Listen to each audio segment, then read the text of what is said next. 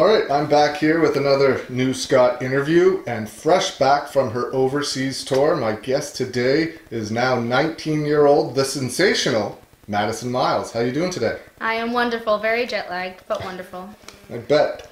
So at the last time we did one of these was in April 2016. So you'd have been like 16 at the time? I would have, yeah. So that would have okay. been about 7 months into my wrestling career. Just about at the end of that interview, you said your goal was eventually to get the WWE, but right now it was to compete in the UK, Mexico, and Japan.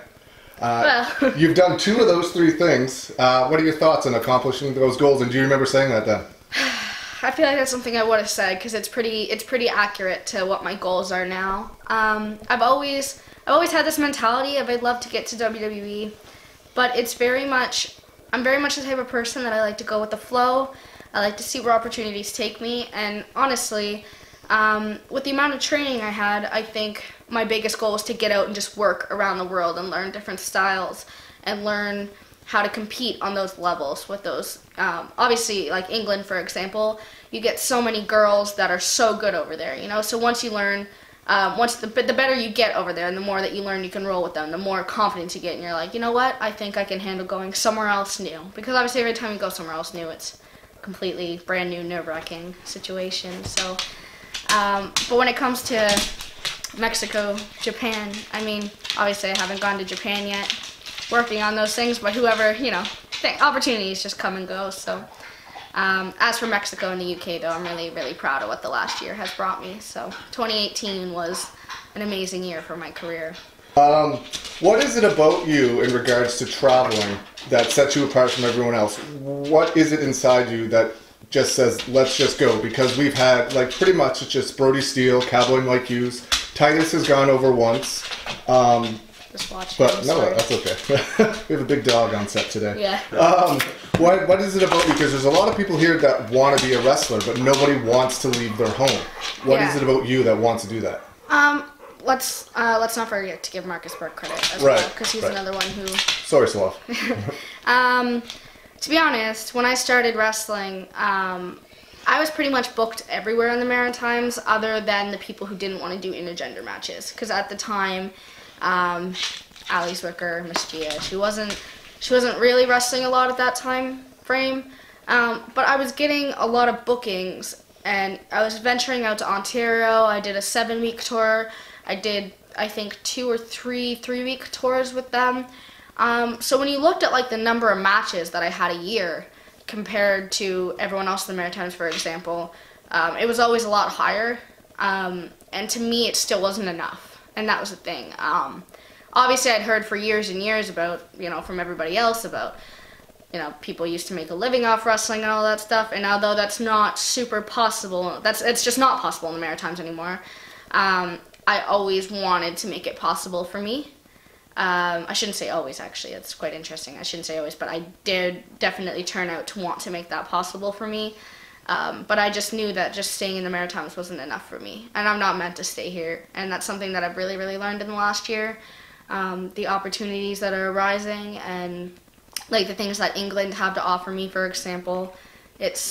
I'm not meant to stay here, and I personally don't think I'm going to be here much longer. What is it about everyone else that wants to do it but won't leave? Why do you think that is? Well, I think it's interesting because obviously so many people have that. I want it, I want it, I want it. I mean, everybody says it. It annoys me when other people say it, but I am going to say it. Everyone's like, I want it, I want it, I want it. And then they're like, yeah, I don't think I want it that bad. Everyone wants to be a wrestler until they have to be a wrestler. Right. And, you know, I really don't like that quote, but it is kind of how I feel about this situation. One of the biggest things, obviously, that a lot of people, it's been like spoken about a lot, is that a lot of Maritime wrestlers aren't really in great shape. Yeah. A lot of Maritime wrestlers don't have that drive to go to the gym. And not like I'm in fantastic shape either, but I think that's something that really, really adds to this. Because in a sense, like, I'm not in great shape, but I work out every day because I know I have to. I obviously used to be in horrible shape, Right. but when I knew I wanted to wrestle, I knew, all right, well, that means that even though I had really bad anxiety about the gym because I was really out of shape, but that meant if I want to be a wrestler that I have to go to the gym every day. Yeah. You know, I have to go to the gym 5-6 days a week. Cause Part of the job, it is. right? Yeah. And I think that when you see wrestlers who don't, to me, I couldn't imagine being a wrestler and not having the gym as part of my lifestyle. Yeah. You know? And I really do think that is a huge asset. Obviously, it's not knocking anybody because you do have your handful of, like, everybody, a lot of people work out. You don't have to be a bodybuilder. Not everybody has to look like John Cena, but you need to be in shape. You'd be able to go and not blow up, not gas out in there, right? Yeah, and I mean, something I've definitely learned in the last year, because I've had a lot of, obviously coming from such a bigger background, I've had so many self-confidence issues when it came to wrestling and being like, well, I'm not skinny enough to be a wrestler. And, like, it's hard because obviously you hear these things over the years, but in your head, like, when you get the media and you get people online and you end up having so much outside pressure, you know, you start getting those, well, I'm not good enough to compete in England. I'm not good enough to compete in these other countries because I'm not in the best shape, you know, and it's, but it's one of those things I've definitely learned in the last year that you may not be in top-notch shape, you know, but, like, literally trying your best. I'm a strong believer that trying your best is enough, you know, and if you're in the gym every single day but you still don't look $1 million, as long as you're putting that effort in, I believe that you have the power to get somewhere. Right. But it's until you put that effort in that... I mean, something for me that I've realized, too, is that obviously I lost a lot of weight really fast, but now that I'm at that point, obviously anyone who comes down off losing weight like that, it's going to take so long for them to tone up. And I'm obviously really young. So I'm like, all these things aren't going to happen overnight. Yeah. You know, it has been it's been 4 years now, but still, you know, I'm young. My genetics, like, it's not going to happen overnight. Yeah. So I always like the quote, you have to learn to work with what you've got. Yeah. And, you know, I mean, you know, if you think people don't work out, look at Nia Jax, for example. Yeah. Obviously, she works out. Obviously. Yes, she's a bigger girl. Yeah. Yes, but she lifts a shit ton, but she's not a small girl. Yeah. But she's so successful. And But that's what sets her apart. That's yeah. why she's on television, right? Not everybody needs to look exactly the same. It would be boring. If she looked just like Tamina, who would say, like, she would have a job, or one of them might not have a job, right? Because they'd be the same person. Yeah. But that was pretty much my next question. When did you decide, and how did you go about losing the weight and getting in better shape when you decided to become a wrestler? Because, like you said, that's something not a lot of people have to do either. Yeah. I think, yeah, he's a little buddy there. I think, to be honest, a lot of people know it, some people don't. I didn't always want to be a wrestler. That's something else that's, yeah, a lot of people don't know it, but I actually didn't always want to be a wrestler. Obviously, I have all these stories that I've been around since I was 5, and obviously I've helped out as much as I could. But I never actually thought that I could handle the pain of being a wrestler. Just a little backstory. I always knew I wanted to be involved in some way, shape, or form, but I just didn't think I could handle it, especially because I grew up really, really unathletic. So I remember at one point, it was actually at a UCW show, the one that Kobe spoke about. It's funny, on his, where he was in the crowd, and it was Durning and Kraft and Fantana and all of them. I remember at that show talking to Fantana. It was in 2014. Yeah. And Fantana was talking to me about how, like, I've been around for so long, and he's surprised I haven't started training. I remember it was that night that I was like, you know what? I'm going to train to be a wrestler. I'm just going to do it. And then I got scared again. And I ended up watching the class that Justin and Brett were in, and I was like, you know what? I can do it. I don't care anymore. I just watched them go through it. I know I can do it. I have to stop, like, not doing it. So I remember when Jason Mosier told me that the next training school was opening, I was like, all right, it's time for me to get my shit together because I can't do this looking the way that I do. That was almost a year before, because our training started in June of 2015. So in August of 2014 was when I started my weight loss. And it's funny because I actually didn't go to the gym at all at first. I just cut a lot of carbohydrates and lost 40 pounds instantly, but I'm still left for a bit of a interesting layout, I guess. I don't know. It's hard to explain, but... No, I get it totally. Well, you said you watched their training class and decided you could do it. I know me as a child, I never once looked at the television and was like, I can be a pro wrestler, because those guys were gigantic and I was little and skinny. For me, what was it about it that you decided that you could do it? And that was so, like, one of the things that, like, I've heard you say that in a couple of interviews. Everyone. Yeah, yeah. I mean, obviously when you look, you know, I never looked at Peter and was like, man, you know what, Peter, I'm going to be just like you someday, you know? But I remember, because I wanted to do it, and I remember my dad kept telling me, because I was so scared of a couple things, and he was like, they're not going to ask you to jump off the top rope in the first day, you know, and he's like, all of that will come with time, and I was like, all right. But when I watched it, like, because I'd been around wrestling so long, I felt like I understood a lot of it, and although I think the thing that was that my disadvantage was the fact that I was really unathletic, but I've been around wrestling and watched it intensely for so long in person that, I was like, I understood it. So, when I was watching them do it, and I was watching them learn how to take bumps and do their rolls and hit the ropes, I understood all the steps to it, and I was like, you know what, I think I'd be able to do that. Sorry for all my stuttering. I'm so, like, my brain is so scattered from being so jet lagged. That's fine. Hard to stay on one topic. Sorry. Yeah. So we're going to go back now to where we left off from the other interview. It was just before the UCW Matt Hardy tour. Was that the first time you had done a show with a name, or at least toured with a name of, like, Matt Hardy's caliber? I want to say so, yes. But, I mean, obviously Matt Hardy's kind of on a different level than the people I'm about to say. But obviously being around UCW so long, you would have seen a lot of names. Yeah. I mean, obviously Bushwhacker Luke was around a lot, and you had, you know, Chuck always had people coming in. Ricky Steamboat was there. You ran announced that show. I think. But what was it like touring with Matt Hardy, and what are your memories of that tour? To be honest, I don't actually have a lot of memories of that tour, to be perfectly honest. The first night was in PEI. And I don't believe I worked that show. Actually. My memory's so shot. It's so and the bad. Next night was Kentville, and then Halifax? Kentville, yeah. I think there might have been one in between, I don't know. I think, to be honest, I don't think Matt and I had a lot of interaction. Because I was very much at the time obviously still green, and I was just trying to not be a pain in the ass. That's now, people have brought in a lot of different people for you to wrestle, like Victoria, Ray Lynn, that's her name, right? Yeah. And Kelly Klein. What are your thoughts on being the person that all those names were brought in specifically to face? Yeah, definitely. And memories of working with each one. Yeah. I remember Ray Lynn, I feel bad for looking back at it in a sense, because I was really bad back then and I wasn't a great wrestler. But she was always really good to me, really, like, always so sweet. I got to work with her again, I want to say early last year or late 2017 at NSPW. And obviously my skill level had changed a lot since then.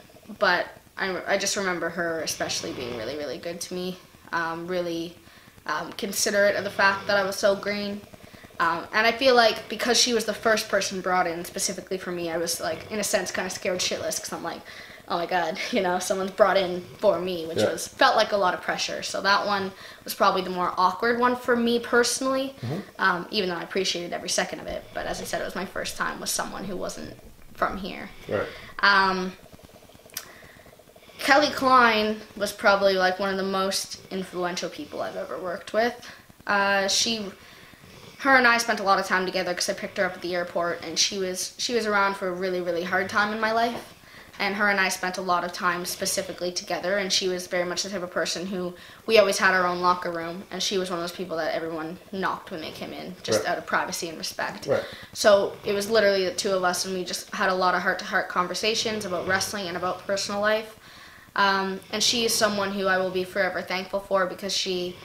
In those, like, 3 or 4 days, whatever it was, I realized a lot about myself as a person and the situation I was in with my life. And it sounds kind of silly, but I will forever be thankful for that woman coming in and being a part of my wrestling. And she was kind of one of the first people, too, that I was really scared to stiff her. And she was like, just hit me. And she's like, I promise you it'll be fine. Like, and she was she's very much the type of person who she was really comforting, because working someone of her level as well. You know, obviously being from ROH, you know, ROH she was champ now. Yeah, very, very proud of her. Not like she needs my proudness, but you know, it's great to see her doing that. But yeah, like being able to work with someone on that level and having her tell you, like, please don't be scared about stiffing me, don't be afraid about hurting me, like, we're just going to work together. And she really had a lot of faith in me, which is really nice. Yep. Victoria was just a spectacular opportunity. I mean, you had met her as a child, right? I did meet her as a child, yeah. She's always one of my favorites as well. She was very, very outgoing, really just a great person to share the locker room with, really great attitude. And she had no ego whatsoever, with me anyway, because she was very much always like, oh, like, please, if we're in the ring and I forget something, can you call the spot to me? And but she wasn't all, you know, she was like, please, she's like, if you remember the next spot, just call it to me, because I might forget. Yeah, you know, she's like, don't feel like you can't call the match to me because you have less experience than I do. That's awesome. Yeah, it was really nice. And then, yeah, so those are three of the main ones, and then Ellsworth was the other one. Right, James Ellsworth. Yeah. Memories of working that guy, and yeah. The experience itself was really great. The match was really fun. I actually watched it recently, and the crowd was really hot. I remember, it was pretty fun. It was a great night. He's an interesting human. You hear a lot of different stories about him for sure. Yeah. So during the summer of 2016, the tour, Devin was running UCW. They went from drawing 30 people, and then they booked you on the next show, and they drew like 275 just for you. But then during that summer, Eric Doucette, Marcus Burke, Mr. Suave, took over booking UCW. What were your thoughts at that time on him taking over UCW?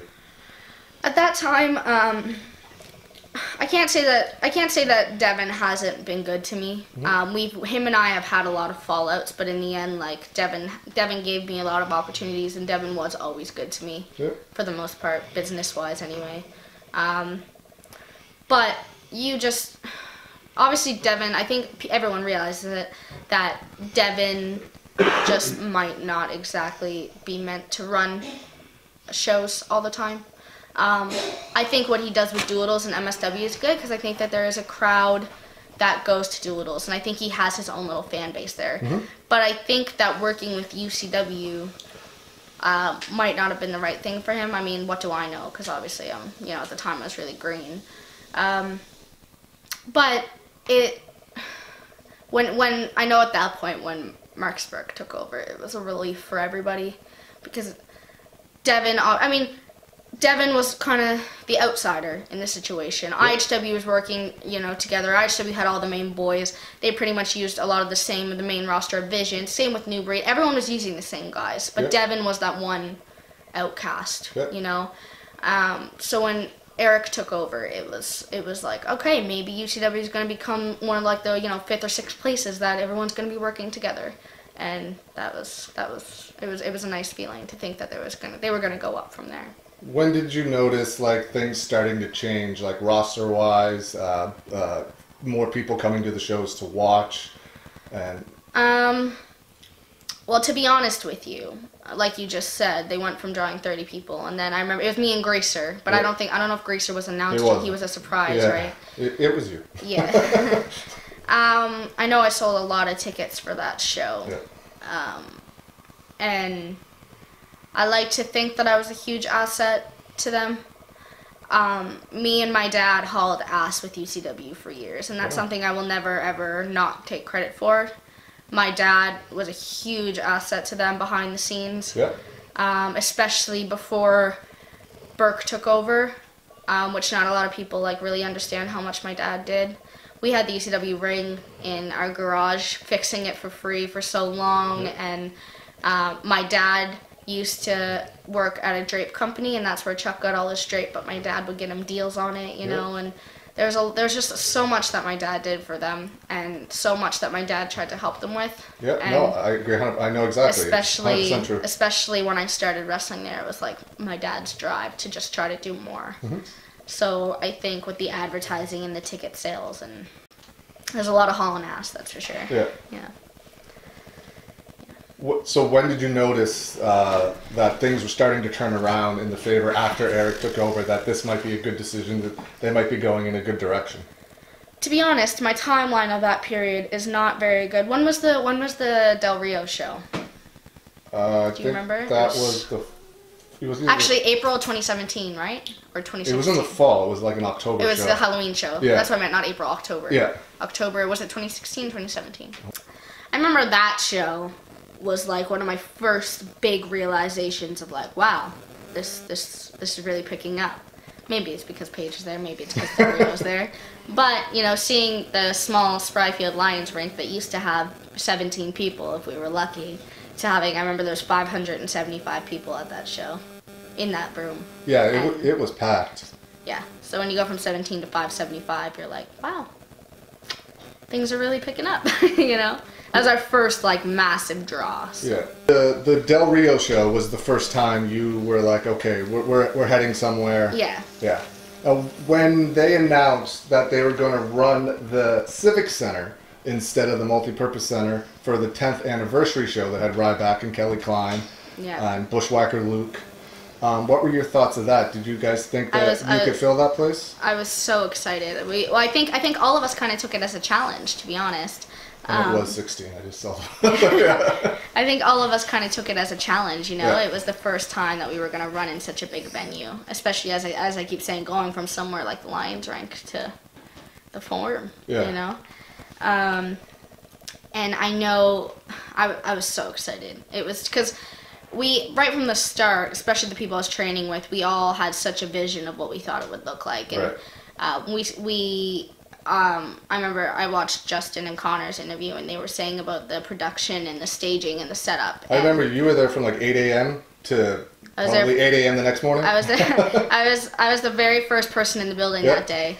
It was 7:58 in the morning. I'll never forget it. And I'm not the last person to leave, but I think we left at like 12:30 or something, because we had a flight to catch, so we had to get going. But I remember we would build the stage up at our training school, like the stage that we walk out on, and all of us everyone would explain it, and we all just had this common vision, I think, of what we thought. So the morning that we got there, it was like, all right, teams assemble, you know, it's crazy, but it was a really, really great experience. Was that the first time you had worked in front of a crowd that size? Because there's almost 1,300 there. Like 1262 or something, I think was the exact number. But yeah. It was. Was it any different for you, or? Yes and no. I mean, to me, I find big crowds easier than crowds with 20 people in them. Right. You know. And I remember at the time Kelly Klein just made me feel so comfortable, because she was like, we've just wrestled 3 days in a row. Today's not going to be any different. There's just going to be a lot more people there. So between having her comforting me and as I said, I've always liked big crowds better, so I found it really easy. There was a spot in that match. I think it was a DDT or something that a lot of the fans around ringside thought you hurt your neck. Oh, it was a suplex? Yeah, it was a suplex. I want to say like a dragon suplex. How was that? Oh, it was fine. I just remember taking it and being like, oh my god, I was probably like that far from like fucking myself up, you know? But it was fine. It was fun. I just remember hearing the crowd around me, and I was like, I'm like, that must have looked good, because like they probably thought I died. But I thought I died for a second, and I was like, no, I'm fine. At this point, everyone is still going back and forth between IHW and UCW, right? Mm-hmm. Okay. So that was April of 2017. Yeah, and that was the summer you worked Victoria and Kelly Klein that spring. Right. And was Ray Lynn the year before? Ray Lynn was before. Ray Lynn was 2016. Yeah. Kelly Klein was April 2017. Victoria was July 2017. Okay. Now, you also did some stuff with Wrestle Centre as well. You were the ring girl, but you left there and then came back there for one of their last shows. You did a run-in from sitting next to me. Do you remember leaving Wrestle Centre and why you left Wrestle Centre? Wrestle Centre, to be honest with you, is kind of a blur for me. There was When I started wrestling not wrestling, sorry. When I was working with Wrestle Centre, at some point in time, there was... Because you went through the Wrestle Centre school, right? You were trained by Gary, but... Yeah. I don't remember making a second run-in, actually. No, when did I do that? That was the first run-in. Didn't you leave, or did you leave after the run-in? I think I left after the run-in. Because I thought that was the night you came back, because you were in the crowd. Remember, you were sitting next to me? Yeah. And we all did run-ins?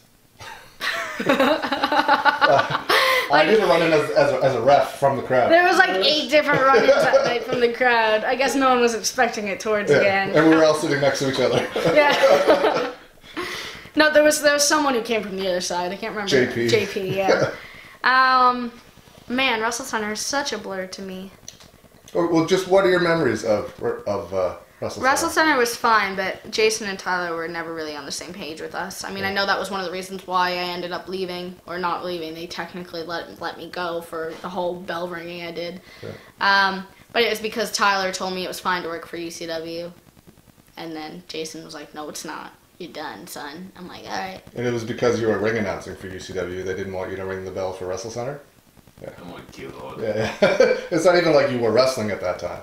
Because you did the run-in against Winter, who blowed your dad or something? Is that right? Yeah, that really frustrated me. Actually, I was wrestling at that point when that happened. Okay. And I remember Jason telling me he wanted me to do a segment with Bullen in a gauntlet, and I was like, cool, great, whatever. And then we get there, and she was there, and a lot of people thought I was jealous, which obviously I wasn't, but I'm a very big person for making sure that I'm safe. Yeah. And jealous of Winter? Yeah. Okay.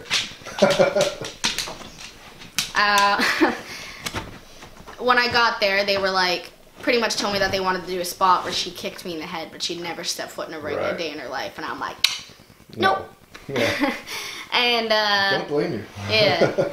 And so they ended up having her like knee me to the gut and all that fun stuff. But it was really insulting to me that obviously everyone had known I'd been training, and I'll never forget like when I came out of the curtains at Wrestle Centre, like the pop was crazy, and like, you know, it was so cool and scary and awesome.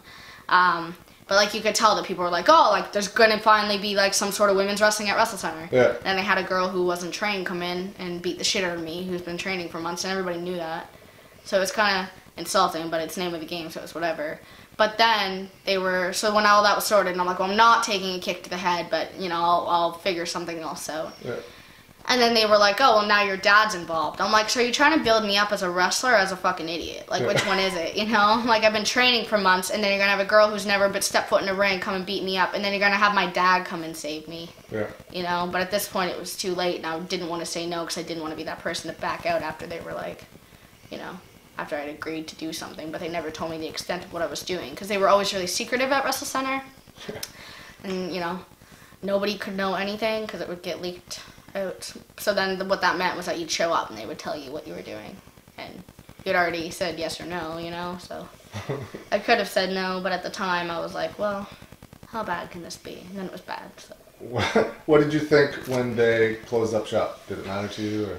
Not overly, because I wasn't really part of it anymore. Right. I do think it was unfortunate because they had something really good going.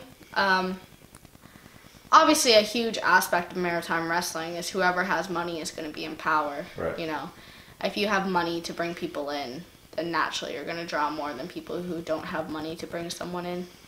And I think with Wrestle Centre, they focused too much, too fast on bringing people in. Mm-hmm. And not enough on... Obviously, I think they did a really good job. Everyone was just so into their storyline because they were so real. And so I think that they did a really good job. But, you know, as I said, it didn't really matter to me at the end when they closed shop. It was just unfortunate for the fans, I think. You still see fans online that are like, bring back Wrestle Centre. I don't think it's for Wrestle Centre. I think it's the aspect of they ran in the multi-purpose center. You know, every show, their setup looked nice. They always drew big crowds, and it was super indie, so everyone loved it. Yeah, you just said they did a good job with, local guys. What did you think of them bringing in all of the names? Like, they've been criticized a lot for hot-shotting the territory with guys like AJ and all of that. Well, what's your opinion on that? I don't know if it's necessarily like hot-shotting, to be honest. I think they did a good thing, and I think that the money they made would have totally outrun the money that they spent, in a sense. Yeah. It would have obviously, had to, right? Like, they weren't, unless they're independently wealthy, where does the money keep coming from, right? Yeah, that's just it. So I don't really think so. I think it was kind of a smart tactic. I found it interesting. Like, obviously, they had Christopher Daniels as part of heel faction consistently. Yeah, he was here like a year straight. Yeah, I think it's. I mean, obviously they drew fans, you know. So I don't know. I guess it worked for them. You know, same thing right now where you have UCW who brings in a lot of indie stars, and you have IHW who just focuses on the locals, and both companies are doing great and both companies work. So yeah, no, I guess it just, you know, it just depends on your market. Like Mike in Red Rock draws huge crowds. Yeah. It's just him, right? It's I just worked his first show this past year. I know, yeah. And it was amazing. Yeah. You know? So I guess it just depends on what type of market you're going for, and obviously what type of money you have, because just because you don't have all this money to bring in an indie star doesn't mean that you're not going to be a good promotion, you know? It just, I guess, depends on what you want and what you're looking for out of a promotion. Memories of the canceled TCW tour. There ended up being one show, not a TCW show. Mike saved the Digby Upper Clements Park show because it was for the Special Olympians. But your memories of when all that was going down, because he was supposed to bring in like Tommy Dreamer, Tyson Dukes, Cody Deaner, Caitlin Diamond. My only memory from that is how mad Caitlin Diamond was. I think she got her money finally. Poor girl's been screwed over by everyone here. Yeah, it's a shame. Everyone but UCW and IHW. I think everyone else has screwed her over in one way or another. Beauty Slammers and TCW, yeah. I mean, I guess technically you could throw Wrestle Nova Scotia in there. Oh, that's true. And we did work for ACWA together. But yeah, she, poor girl. All I remember from that was just her being so angry, messaging me. I'm like, I don't know what to tell you. I'm like, I know it sucks. We all lost bookings. We all lost money, and it was good money for those couple of days. So it was unfortunate for all of us. Pick them all up at the airport, and they were like, we don't have flight info, and then I get a message from Cyril saying the tour's canceled. I'm like, I remember Caitlin saying that to me. She's like, my flights aren't booked yet. She's like, I don't, you know. And she's like, what the hell? I'm like, sorry. The end of 2017 is when Eric announced, or Marcus Burke announced, that guy's got too many names, announced that he was not going to be working for IHW anymore. Were you still with UCW at this point? It was the cage match. I think Titus kicked you in the face at some point. Titus kicked me in the face in November of 2017, I think. So that would have been sometime around... Was it the cage match? Was that cage match where Titus won the belt? Yeah. Yeah, so that was it. Because then I presented him the belt, and then he booted me in the face. Right. So were you still working for both companies at that time? Yeah, I was. What were your thoughts when you heard that? Because you were still in with UCW then. What were your thoughts on hearing Marcus Burke not going to be wrestling for IHW anymore? To be honest, I don't really remember at that time period him saying that. So I don't know if that was more of a private thing that he was done. I remember hearing him say for a long time that he didn't like the way that IHW was doing things. Yep. And he spent a lot of time with us, and I remember him saying that he really didn't like the way that IHW was running and doing business. And I just remember thinking that if he was just going to run UCW, then that was fine. You know, if that's what he wanted to focus on, great. I think it was when I found out that he was running in Moncton that was when it really shocked everybody. Right. Because I didn't really agree with that move, but obviously who am I to say anything, you know? But I thought that was a little harsh. Yeah, well, we'll get there. Yeah. What were your thoughts when they presented you to get kicked in the face by Titus at the end of that? And where was that going to go? Like, was there any future plans, or was it just that to make him super heel? I think it was make him super heel because everybody at IHW has loved Titus forever. Yeah. You know, Titus is obviously one of the best wrestlers that the Maritimes has to offer.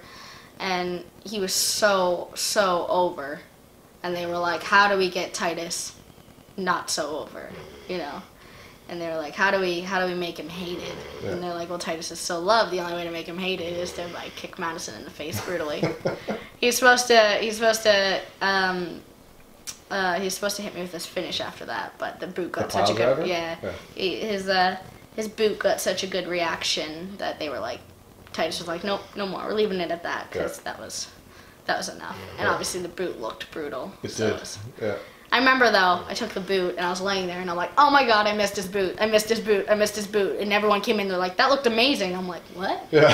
I'm like, didn't even touch me one bit. I was just, it's crazy.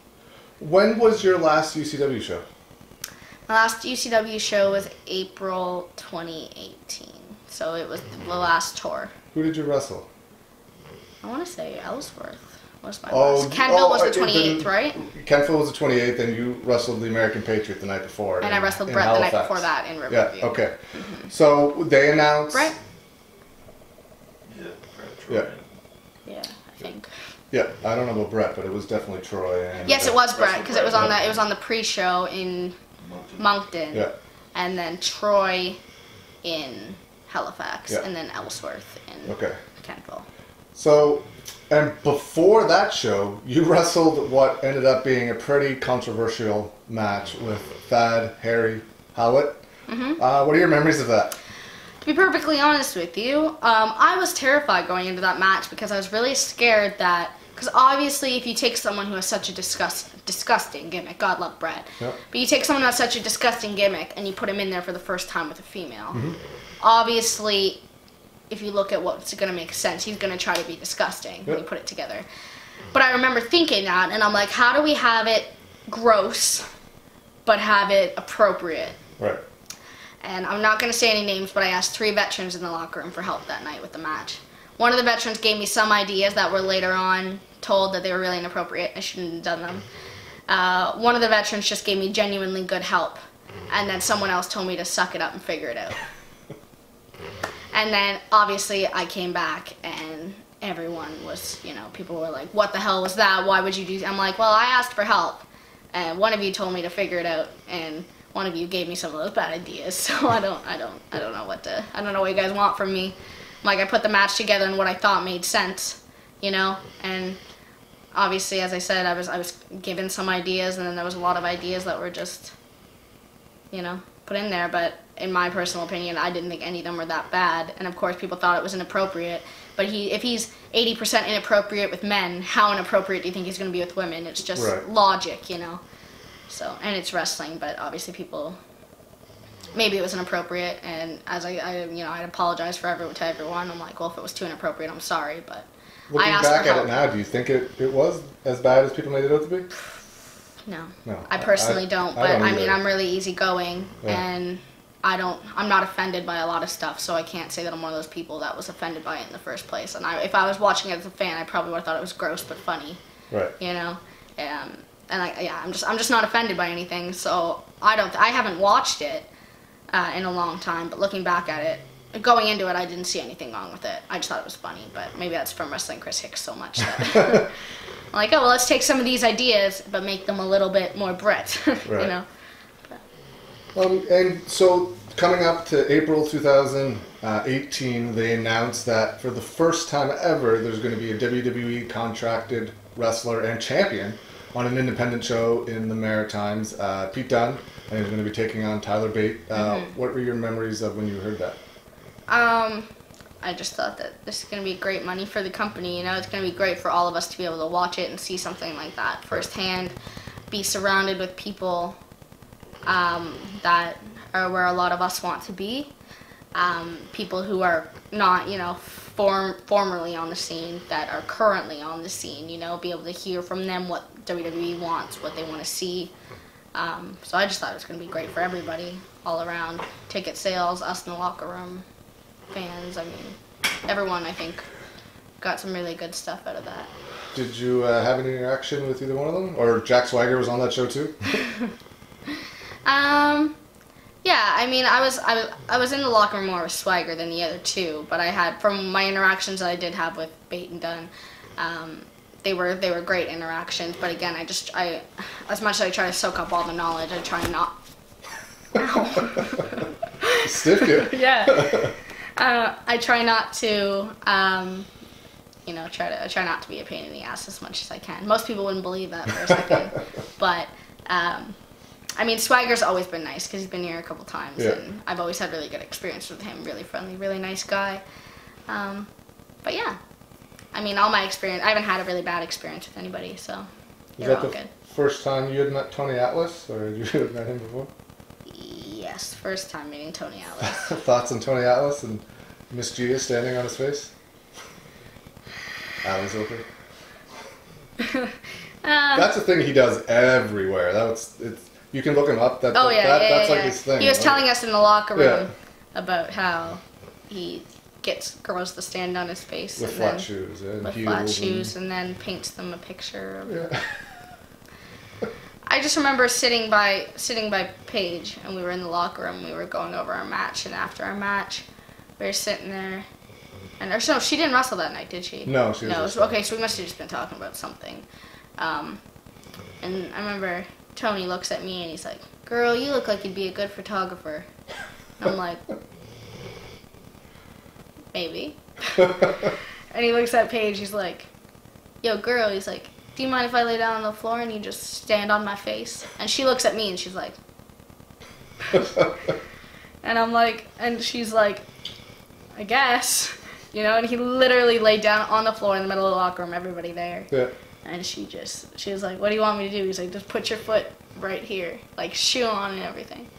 And she just stood on his face, and we have a photo of her, like one leg up in the air, the other They leg posted it on the Facebook page.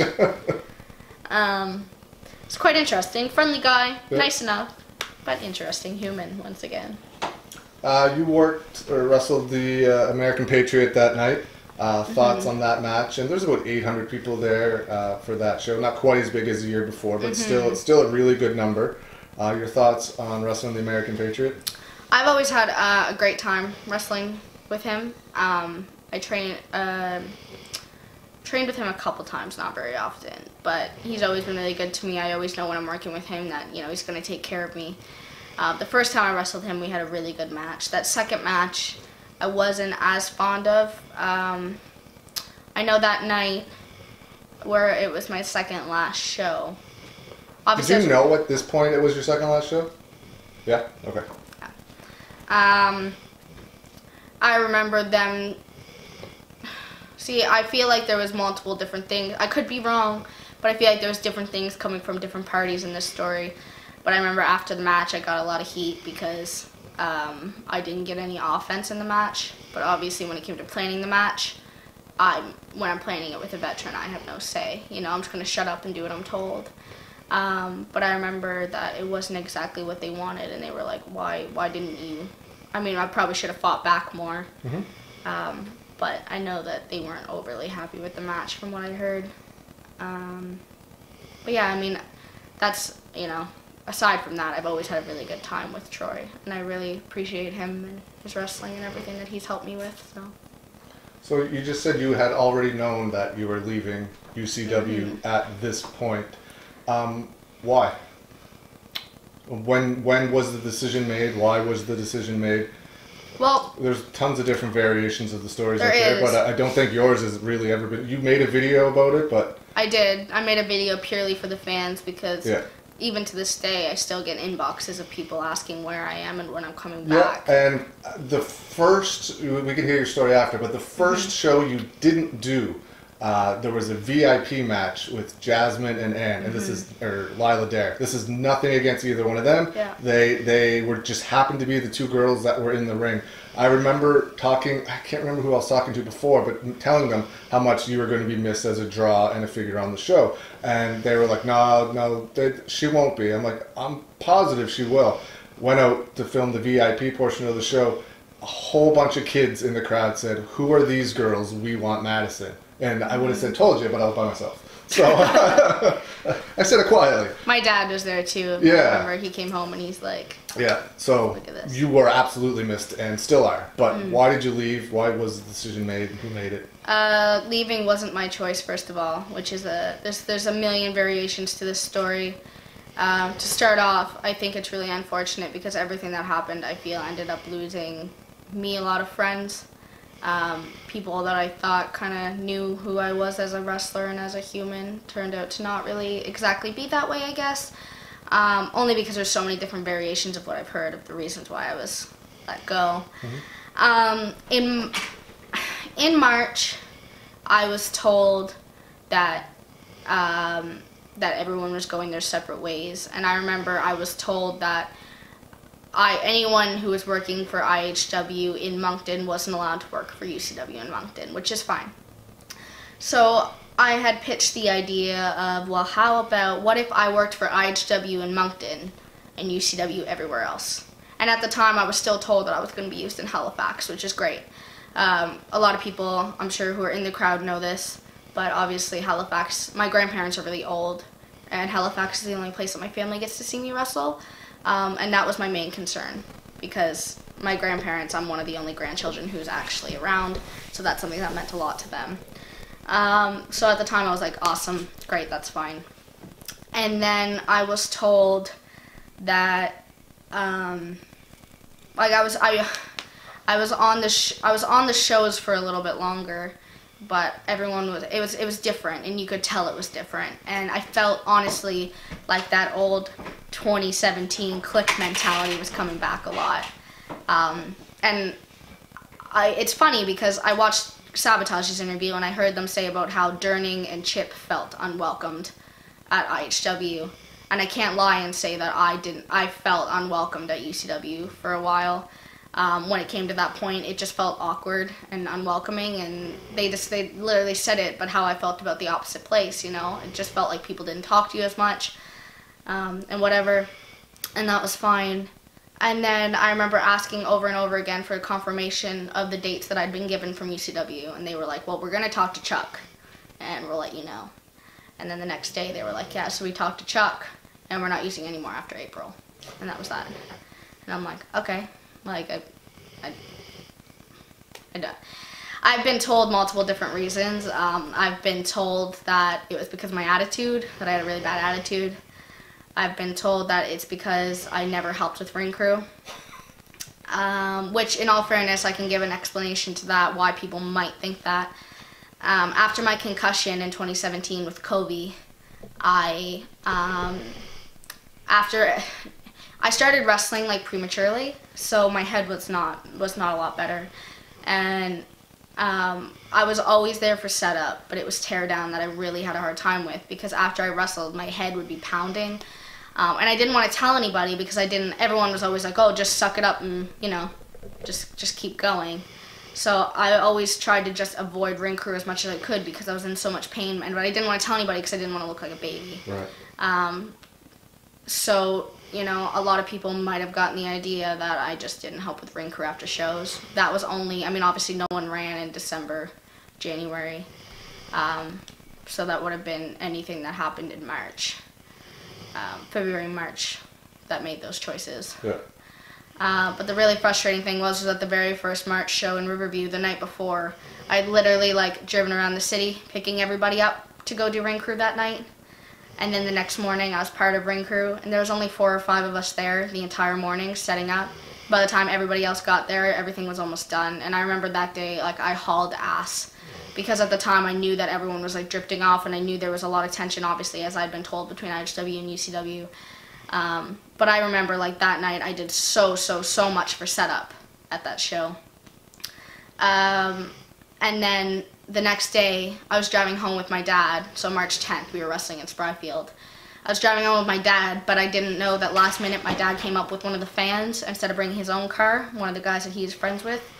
But everybody was late going home that day. And obviously I stayed at a friend's house. So when they picked us up, we were late. And I came home, I showered, and went right to the venue. And it just so happens that by the time I got to the venue, like, literally didn't make any stops. By the time we got there, the ring was set up, and the curtains were being done, and I went and asked if anyone wanted help with curtains, and they said no, that they were fine, that they didn't need my help. So I went over and I set my merch up, and after that, you know, I had someone come up to me and they were like, oh, so we heard that you don't help with ring crew and that you always just set up your merch first.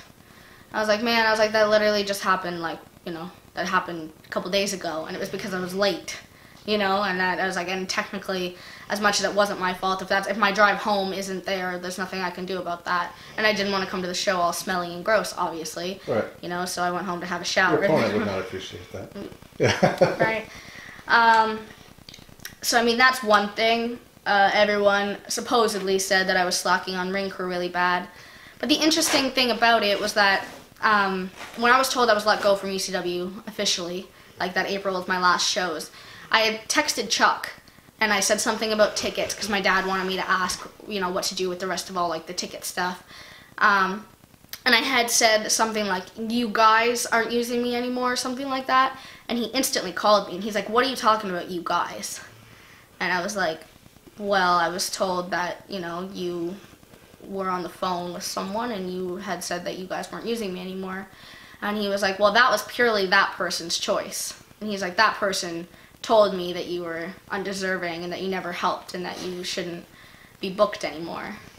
And I was like, okay, well, that's obviously not true. Like, you know, I was like, Chuck is there every time we're setting up the ring. Mm-hmm. And Chuck said to me himself, he's like, Maddison, he's like, I know that you haul ass. He's like, I watch you every single day at setup. He's like, I don't know how these other people would say that you're not there when none of them are ever there for setup. You know, so how are they? I've seen you do it for years. Yeah, there's no question about it. Yeah, so they're like, how are you gonna say that, or how are they gonna say that you don't help if they're not there? Yeah. And I was like, okay, well, if you see that, then why are you letting them make that choice that I shouldn't be there anymore? He's like, well, because I'm not going to turn my back on my bookers, even though I know that you're... He's like, I know that's a lie, but I'm not going to turn my back on them. I'm like, well, right there, that just proves, in a sense, what type of person you are. If you know that that's not true, but you're going to just go with it because you don't want to, you know, you don't want to go against the word of everybody else, which is fine. But I've heard of so many different stories, and that's where I really run into the problem with it, is because I genuinely feel like I lost a lot of friends. A lot of people don't believe that, I mean, I shouldn't say a lot of people don't believe. People believe that, you know, it was my attitude, it was my etiquette, it was not setting up the ring. Now, another really common story that I hear a lot is in May, Charlie and I went out and did a tour out west. And apparently someone who we were no longer on good terms with was checking up on us, seeing how we were doing while we were out there. Now, this very same person had told us, go out because you're not working for ECW anymore, make money, go explore Canada, get your name out there, blah, blah, blah. We went out there, and then people were messaging me, telling me that that person was talking shit about us for going out there and saying how we were working for no money. And, you know, and I'm like, and that right there is a problem when promoters tell you, well, we're not booking you anymore, but go get experience elsewhere. And then you go get experience elsewhere, and they just run your name through the mud, and it's like, well, why, you know? And then, so that person was checking up on us on tour while we were out there. And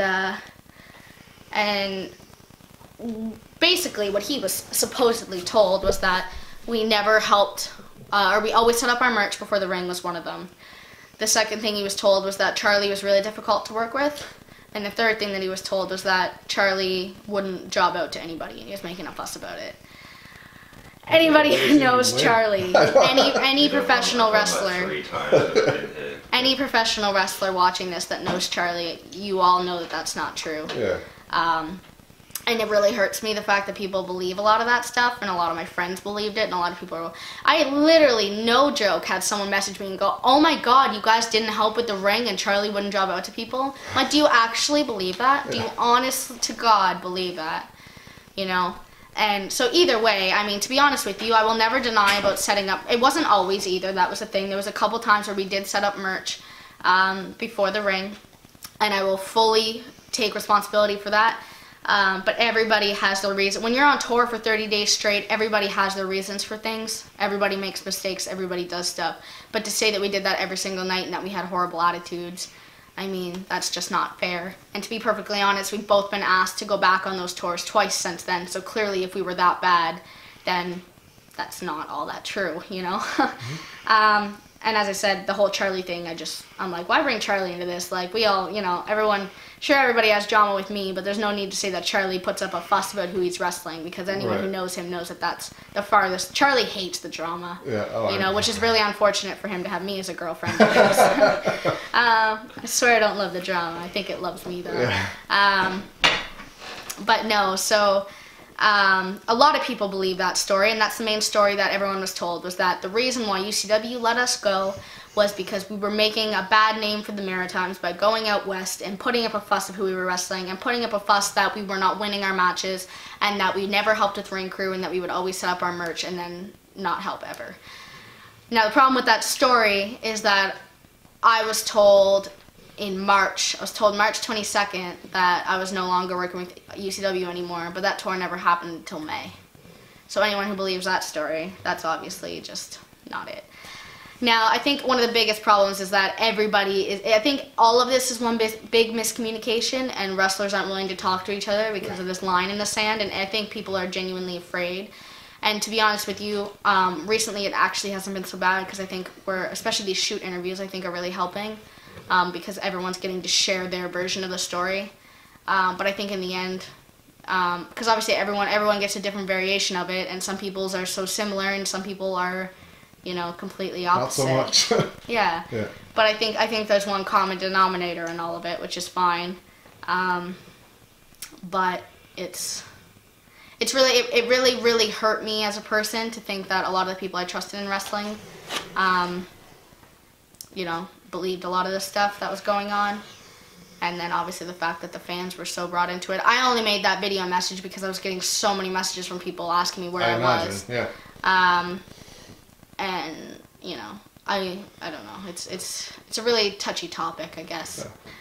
Yeah. And then something else that I found really, really interesting about the whole situation was when I first found out that I was let go from UCW, and then Chuck had said to me, well, now anybody working with UCW isn't going to be working with IHW. Now, I don't know if he meant specifically in Moncton or anywhere else, but then he said to me that Durning and Titus had signed exclusive contracts with UCW. That's what Chuck was told. And I was like, well, Chuck, I was in the car completely oblivious to the fact of what I was saying, but I was like, that's not true because they're booked on the next 2 IHW shows. And Chuck was like, what do you mean? I was told that they were going to be exclusive to us. And I was like, I don't know. I was like, I just shared the poster 5 minutes ago that they're both on. And Chuck had said to me, well, that's not fair. He's like, why are you getting let go from UCW because of this whole exclusive thing, but other people aren't? And I was like, I think maybe you should tell me that because you're the owner of the promotion company, who's right? making these choices. Yeah. Exactly. So personally, I mean, I've heard from Chuck firsthand, which of course not everyone's going to believe. Everyone's going to say, oh, she's lying, blah, blah, blah. I'm probably going to message after this telling me how horrible I am. But anybody who thinks that there's been no talk of exclusivity and people have been, given that choice, then it's not a thing. It's very much true. And, not many people are going to take my word for it, but is what it is, I suppose. You mentioned the wrestling world's a pretty small place. Mm-hmm. You mentioned that people were following you out west from here, complaining about what you were doing and stuff. Has it affected you anywhere else you've gone? You've been to Mexico, you've been to the UK and other countries over there. Has it affected you anywhere else? Funny enough, because I guess that you can't take it from, what you hear from people. But I remember Chuck was one of the very first people who told me about the fact that other promotions weren't using me anymore, so why should he? And one of those first promotions was NSPW. And I've been told from multiple people that it's not true, but I don't know why Chuck would go out of his way to tell me that NSPW wasn't using me anymore. But Chuck was apparently told that because NSPW is not using me because I don't deserve it and I don't try hard, that Chuck shouldn't either. Again, whether that's true or not, I don't know, but obviously if not, then Chuck's a pretty good liar, Yeah. So that's one thing, which I don't know if it really is, but I might have potentially lost NSPW bookings because, they were pushing me up there as their strong female for a while, and they left me off on a note with supposed to have a match with someone, and then all of a sudden I just didn't. I know I had to cancel it on one booking because I was offered that tour, but I was supposed to go back, and they never asked me to go back, which is fine. But then you said about the UK and stuff, and I've been told by 2 different sources and people themselves that there's someone from UCW calling overseas telling people not to use me anymore, not to use Charlie anymore, because of our actions back home and that we don't try and that we're not helpful. So it's quite frustrating to think that somebody has that much time on their hands that they feel the need to call around the world or message around the world and tell them that we're not worthy of being there. And that's where I really can't stand in professional wrestling sometimes, how small of a world it is. Because, yeah, you know what, we all make mistakes, we all fuck up, we all do things that we shouldn't. But the reality is that in this case, you know, maybe I have made some mistakes and maybe I have had a poor attitude, but that's no excuse as to why I can't fix that and make that better. And just because I've had a bad experience with UCW, I don't think is any reason as to why I shouldn't be given an opportunity somewhere else to make it up. You know, there's no reason why anyone around the world should be concerned that, you know, someone at UCW and I had a fallout, and that's really unfortunate. Right. And I don't think that's fair at all. No, I mean, you can't treat people based on other people. Like, I treat people for how they treat me. 100%. You might not get along with somebody, but that doesn't mean I have to not like them, and vice versa, right? Yeah. You treat people how they treat you. That's how I look at it. Yeah. It's very strange. Look at your opinion with Devin Chittick. You know, I've always respected you for that, Yeah. in all honesty. I mean, he gave me so many opportunities back in the day. Mm-hmm. Most of my like friends I had through the last 17, 18 years came originally starting from there, because I wouldn't have met Mike, I wouldn't have met Pete. Like my two best men at my wedding, I met because of Devin giving me those opportunities early on, right? Yeah. I have no issue with Devin either. He's been fantastic to me. But and I don't know his stories, and I don't need to know his stories because I don't care enough to know. Right. But he's By been all, good to me. yeah. So. I mean, by all means, I've definitely had some bad experience with Devin Chittick. Well, so have I. Like, we've never always gotten along, but we've been able to work out our issues like people. Like, it's not like humans. As a boss, Devin, in the beginning, was not... He's very helpful to me, and then when it got to the point where I started to be more independent, that's where it got a little rough. But now I work for him, and I have absolutely no problem working for him, because why shouldn't I work for him, you know? It's 100%. I remember 15 minutes from where I live, it's great money, and I always feel really comfortable with the crew when I get there, so... I remember the very first time you worked for him, it was in like Liverpool or somewhere, and I was like, Devin, how come Maddison isn't on the show? She's wrestling now. He's like, what do you mean? I'm like, I'm sure people will probably drive to see her. Yeah. And he was like, well, I don't have a way to get in contact with her. So I like put you in contact with them. 6 seconds later, you were booked on the show. Like, it's not hard, you know? No, like, he's not a hard person to work with. It's just personal level, but I mean, personal and business are two separate things. So what are your thoughts on the whole you can't work here, you can't work there thing? Like, it's affected you around here greatly. Like, so what are your thoughts on the whole thing? Does it make sense? Does it not make sense? I have always hated it. I understand why people running in the same building with the exact same roster isn't ideal, but I don't think it should have ever gotten to that point in the first place. But aside from I shouldn't say our, IHW and UCW situation in general, if you put that off to the side, I think exclusivity is horrible. People hated Wrestle Centre for the exclusivity aspect of it. So I don't see why anybody else should be any different. I've always agreed with it. If they're not paying your bills, then you know, you should be able to work for whoever you want. I think that our situation in particular is really unfortunate because now, just because of the running of one same building, all of us lose half of our bookings, you know. Sure, IHW might only run 10 shows a year, but why wouldn't those people want to have those 10 extra shows a year? You know, everyone obviously has such a different opinion, but I think that it just hurts us more than anything. The Maritimes is such a small place, and every time there's exclusivity and people aren't working together, it just hurts us. And I think this time is something really different because the fans are so involved, which is really unfortunate. Obviously, there's a lot of petty online drama, but there's certain wrestlers that have a lot more wrestling fans on their page than other people. I don't know.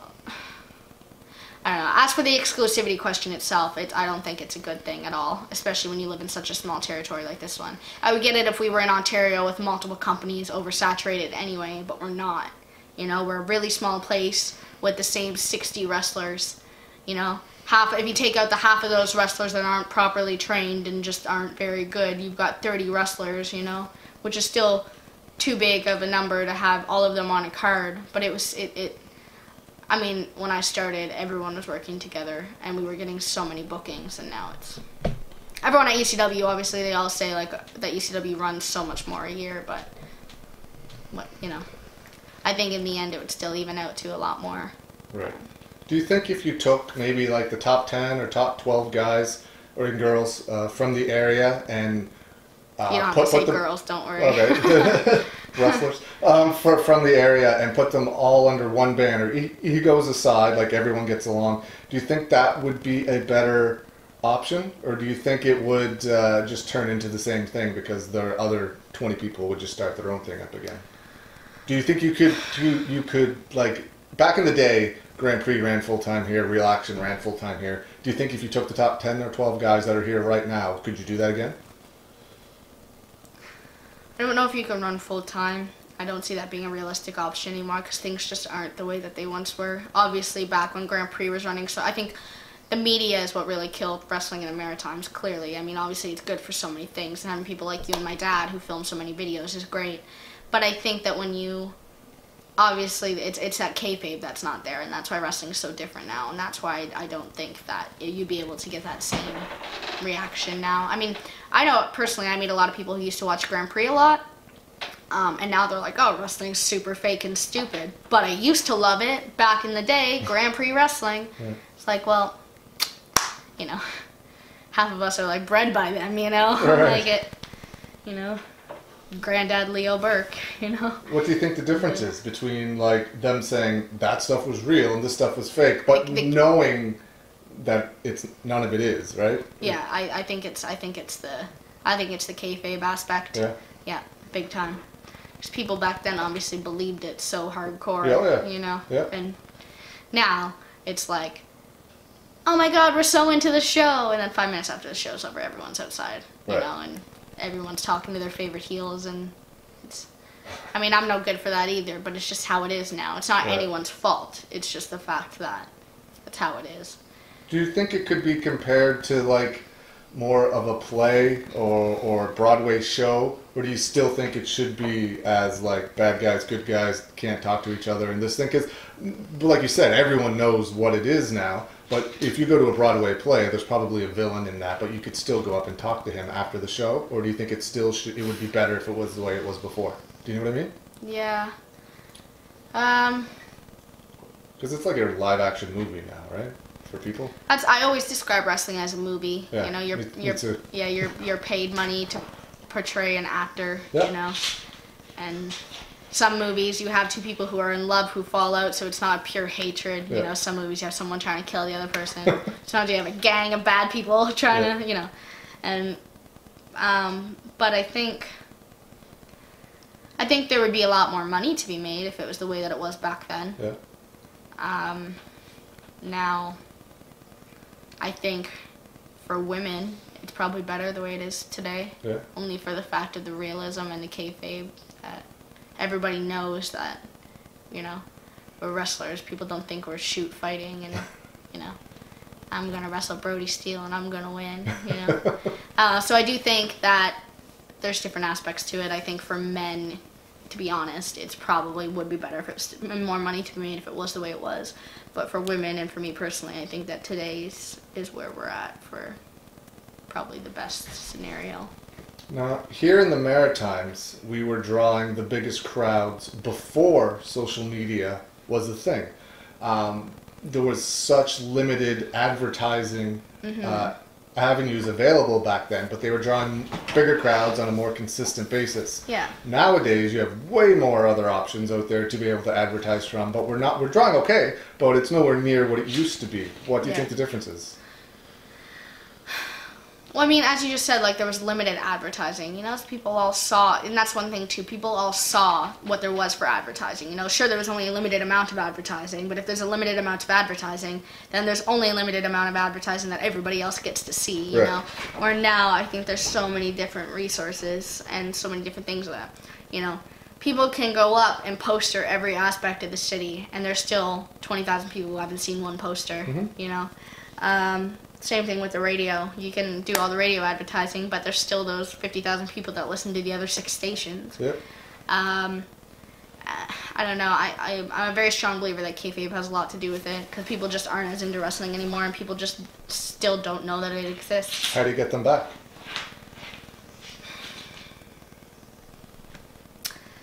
I almost feel like, in a sense, it's too far gone now to go back.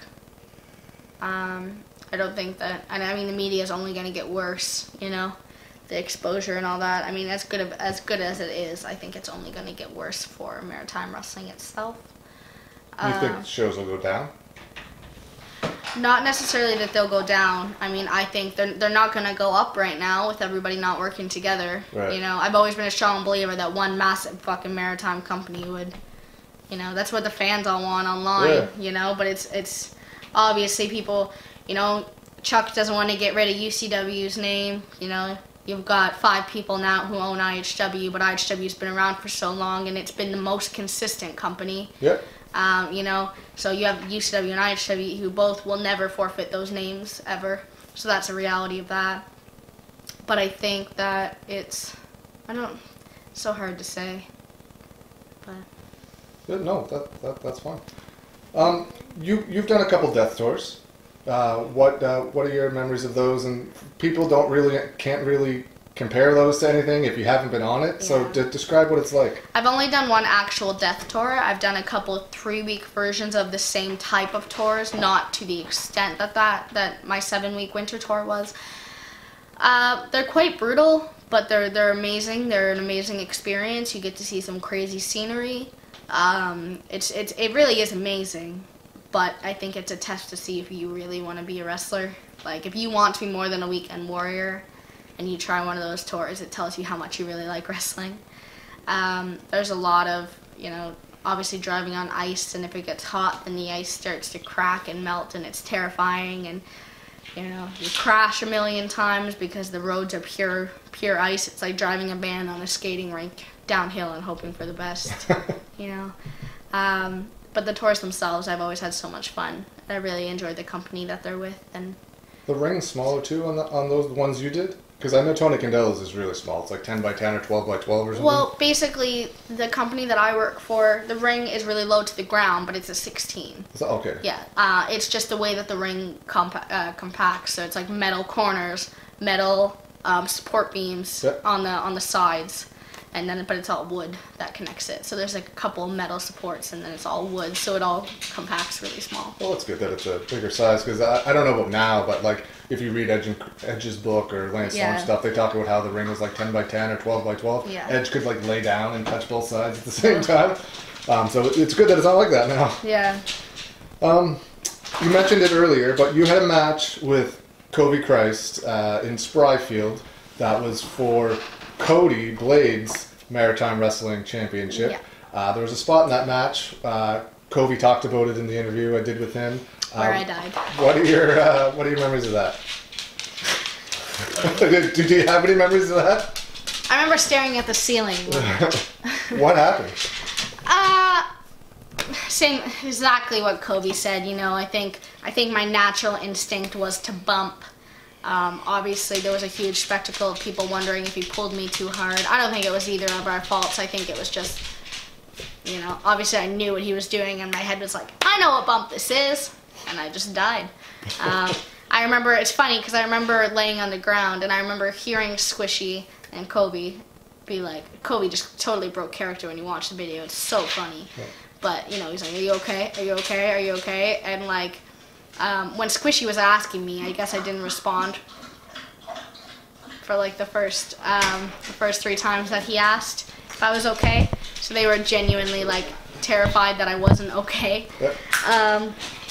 But I remember taking the bump, and when I look back at the video, I was actually facing the opposite direction than what I remember facing. Oh, wow. So yeah. I thought that I was facing towards, like, I thought I was facing this way, but actually, it's really weird. But I was fine. I finished the match. During the match, I didn't think anything of it. That match was all, like, it was all set up. I wasn't really crying, obviously. Like, you know. We got back, and I was fine. Everything was great. And then after the show, we were driving to the liquor store, but the only thing open was, I had a car full of New Brunswick guys. The only thing open was the drive-thru, but obviously I was underage. Yeah. So when we got close, I got in the back seat so that everyone else could buy their liquor. And as I stood up out of the car, I like lost it. I got so dizzy and nauseous like instantly. And I was like, oh man, like I feel really bad. And I was in the back seat with Chip Chambers, and he's like, I think you have a concussion. Yeah. But I was like shaking, and I'm like, I don't know, like it just feels so horrible. And then we got back to the house, and my dad we always sat around and watched all the matches. And my dad put it on, and I've never seen Titus cringe so bad ever. We watched it, and when Titus's reaction was the way it was, I was like, yeah, I think that was bad. Yeah, you know? It looked nasty, yeah. Yeah. It is funny though, because whenever I tour now, they're like, you know, have you guys ever had a concussion? I'm like, yeah, look. Yeah. But yeah, I mean, first concussion, it really threw me off. It wasn't at a very good time in my life. I was in the best shape of my life, and they were like, hey, you can't work out for like a month. Yeah. Yeah, and I mean, I could have controlled that better with my eating, but I just didn't, because I got really depressed after my concussion. Right. Because I was really scared because it was obviously bad, and when I got to the hospital, they thought that I had broken some bones in my neck, but luckily I didn't. Good. So it was a really terrifying thing. So I did get quite depressed after that, and it was really, really hard for me to cope with. So. You also you dated Cody Blade for a while. Yep. You guys, after you broke up, you had a loser leaves town match against him. Yep. How was that? I mean, because a lot of people when they break up don't really get along. Not only did you have to get along, you had to trust each other with your bodies for that night. Yeah, that was. To be honest, I was really. I mean, obviously, I know that we had a storyline leading up to the fact of me defending his belt, all that nonsense. But I was really unhappy with the fact that our relationship was taken so seriously after. I mean, everyone knew that we broke up, and I thought it was really unfortunate that we had to have a match like that. As you said, the thought of, oh, I just broke up with this person and now I have to put my life in their hands is not a super great feeling. And it was genuinely pretty awkward. But I mean, the match was fine. It was safe, and that's what matters. But I don't think that anyone should have to be put in that situation, because it's not. I mean, as much as Charlie and I didn't want our relationship to be public, really. Turned out being public, but that was our choice, not a promoter who wanted to push a relationship's choice. Right. And that was the difference between my last relationship and this relationship. And I mean, you know, it was. I don't think anybody should have to go through putting their public life there's just so much vulnerability in a situation like that it was really uncomfortable, and it was a hard thing. Now there's a bar in Dartmouth that Mainstream Wrestling used to run, and now VCW runs. It's run by the same person, Devin Chittick. It's pretty famous within like the Maritime wrestling world for just being a crazy place to have shows. You did a show there last year. You wrestled Ali Zwicker. Mm-hmm. What are your memories of wrestling at Dave Doolittle's? I don't think it's Dave Doolittle's anymore. Just Doolittle's Sports Bar and Grill. It's not Dave Doolittle's anymore? He doesn't own it. It still might be called Dave Doolittle's, but I don't think Dave owns it anymore. Oh, okay. Good to know. Yeah. Either way, it's Doolittle's. Yeah, still Doolittle's. Yeah. I had a great time. Yeah. I think I was still face back then. You were, and the crowd just was super into it. The matches before us were still good, but obviously seeing two girls, like, that was one of our better matches as well. So watching two girls like beat the shit out of each other, I know they enjoyed it. Yeah. But I had a lot of fun during that match. As I said, like, working with them at Doolittle's was a great experience for me. The crew treated me great. I had a good match with Paige. And, I mean, the crowd liked it, so I had a great night. I think it was pretty cool to wrestle in that legendary place. Like, I remember as a kid, when I was like 11 or 12, I'd be in the bar for one night, and when they would go around kicking people out, like, I would hide. And then, like, I'd stay for as long as I could during the show. Right. And obviously they would eventually find me, or my granddad would come pick me up. Yeah. But until then, I'd, like, stay hidden so I could watch the matches. I'd sit on that wall there so I could just peek over the wall. Yeah.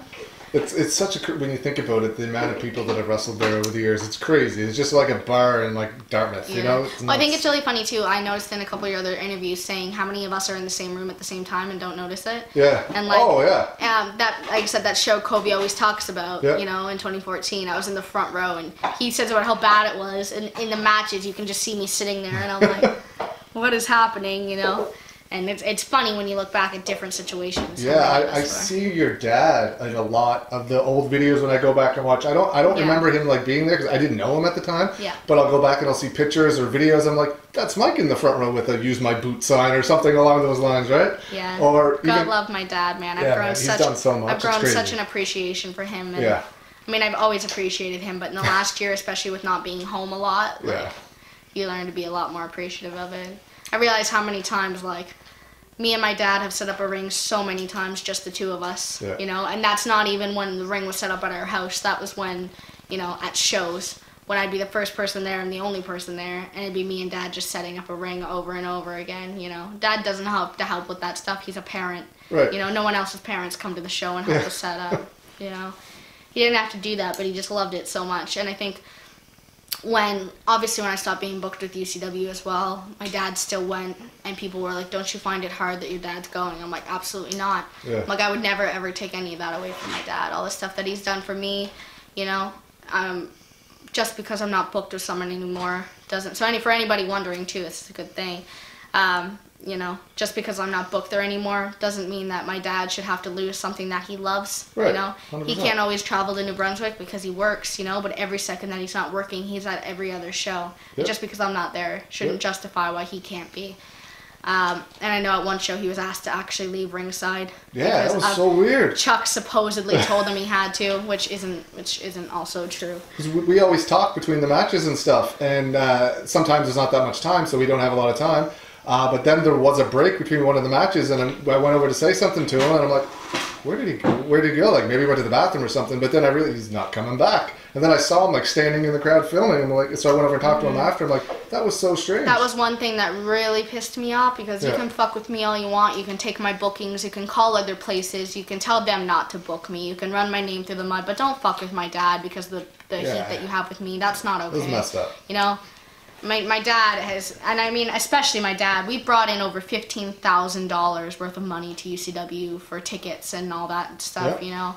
And it just breaks my heart to think that anyone would remotely feel the need to take that out on my dad, because that's not fair, and that's not cool. Not at all. He does as much work as just about anyone else. Yeah. Like, for sure, he works super hard. Stuff he doesn't have to do. Yeah, I mean, by all means, you know, it's not like he's a wrestler, but he's someone who is underappreciated for a lot of the stuff that he does. And I'm bad for underappreciating him as well sometimes, but, you know, that was one thing that really, really bothered me. Yeah, no, he doesn't deserve that. I love having him there. I mean, having him, he's fun to talk to, and it's always the second camera because you never know what's going to happen. And stuff I'm not at, I still want to watch. He's usually at, so I still get to see it, right? Yeah. So, it's not even just that, you know, between like the filming, but he's willing to go out of his way for anybody. Yeah, 100%. You know, and he always has been, always. Driving people to shows that Dad wasn't even planning on going to, you know, I can't get over. That man means the world to me, and it breaks my heart to think that a lot of what has been going on with me in the last year has supposedly been taken out on him, and that's not. Yeah, I thought that was crazy. Like, I didn't get that at all. Yeah. In September of 2017, Maddison Miles shocked the world, turned on her fans. How dare you? Where did that idea come from, and what are your thoughts of turning heel? Well, in reality, I mean, the idea, the whole time, really, there was no way, I guess, when I started wrestling that they could have me as a heel, because it just didn't make sense.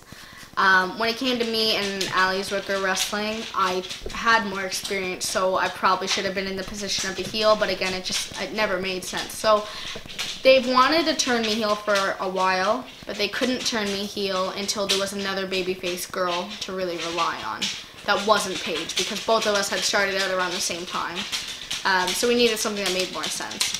So now, obviously, you have Jasmine, you have Lila Dare, and you have Chantel. And obviously, you have Chantel and Lila Dare now as coming up baby faces. And in reality, they need heels, females, to be able to lead matches and carry the girls and make sure that everybody gets through okay. And that's pretty much where the idea came from, because they needed something new and fresh with the women, so gonna kill them. What are your thoughts on like the fans' reaction to you turning heel? The kids mostly. Oh man, that was like, there's 3 crying, like bawling kids in the audience that night. It's just made it better, but I mean the fans, like, I love it so far. I love working heel. I love every aspect of it. I love just being able to be more aggressive and just I've worked with Chantel a couple times, and she's my favorite person to work with right now on the Maritime scene. She's a good little fighter, so it's fun. But like being able to go in there and be in control of matches rather than, I mean, obviously as a heel you're more in control, so that's where I really enjoy that aspect. And then I think the fans, from what I've had so far anyway, they've been really into it, and it's been really good. So I'm just hoping that this new year brings some good stuff. You've been to the UK twice now? Yeah. Talk about how you got booked over there and your experiences wrestling over in the UK and all the other countries over there you've been, Germany. So funny enough, obviously as I'm dating Charlie, a lot of people have said that he's gotten me everything over there, blah blah blah. I don't discredit him for anything. I don't take any of that away from him, except the fact that both of those times that I've been over there, a majority of my bookings I've gotten myself. So anyone who thinks that I just wandered on over there as Charlie's little sidekick, guess again.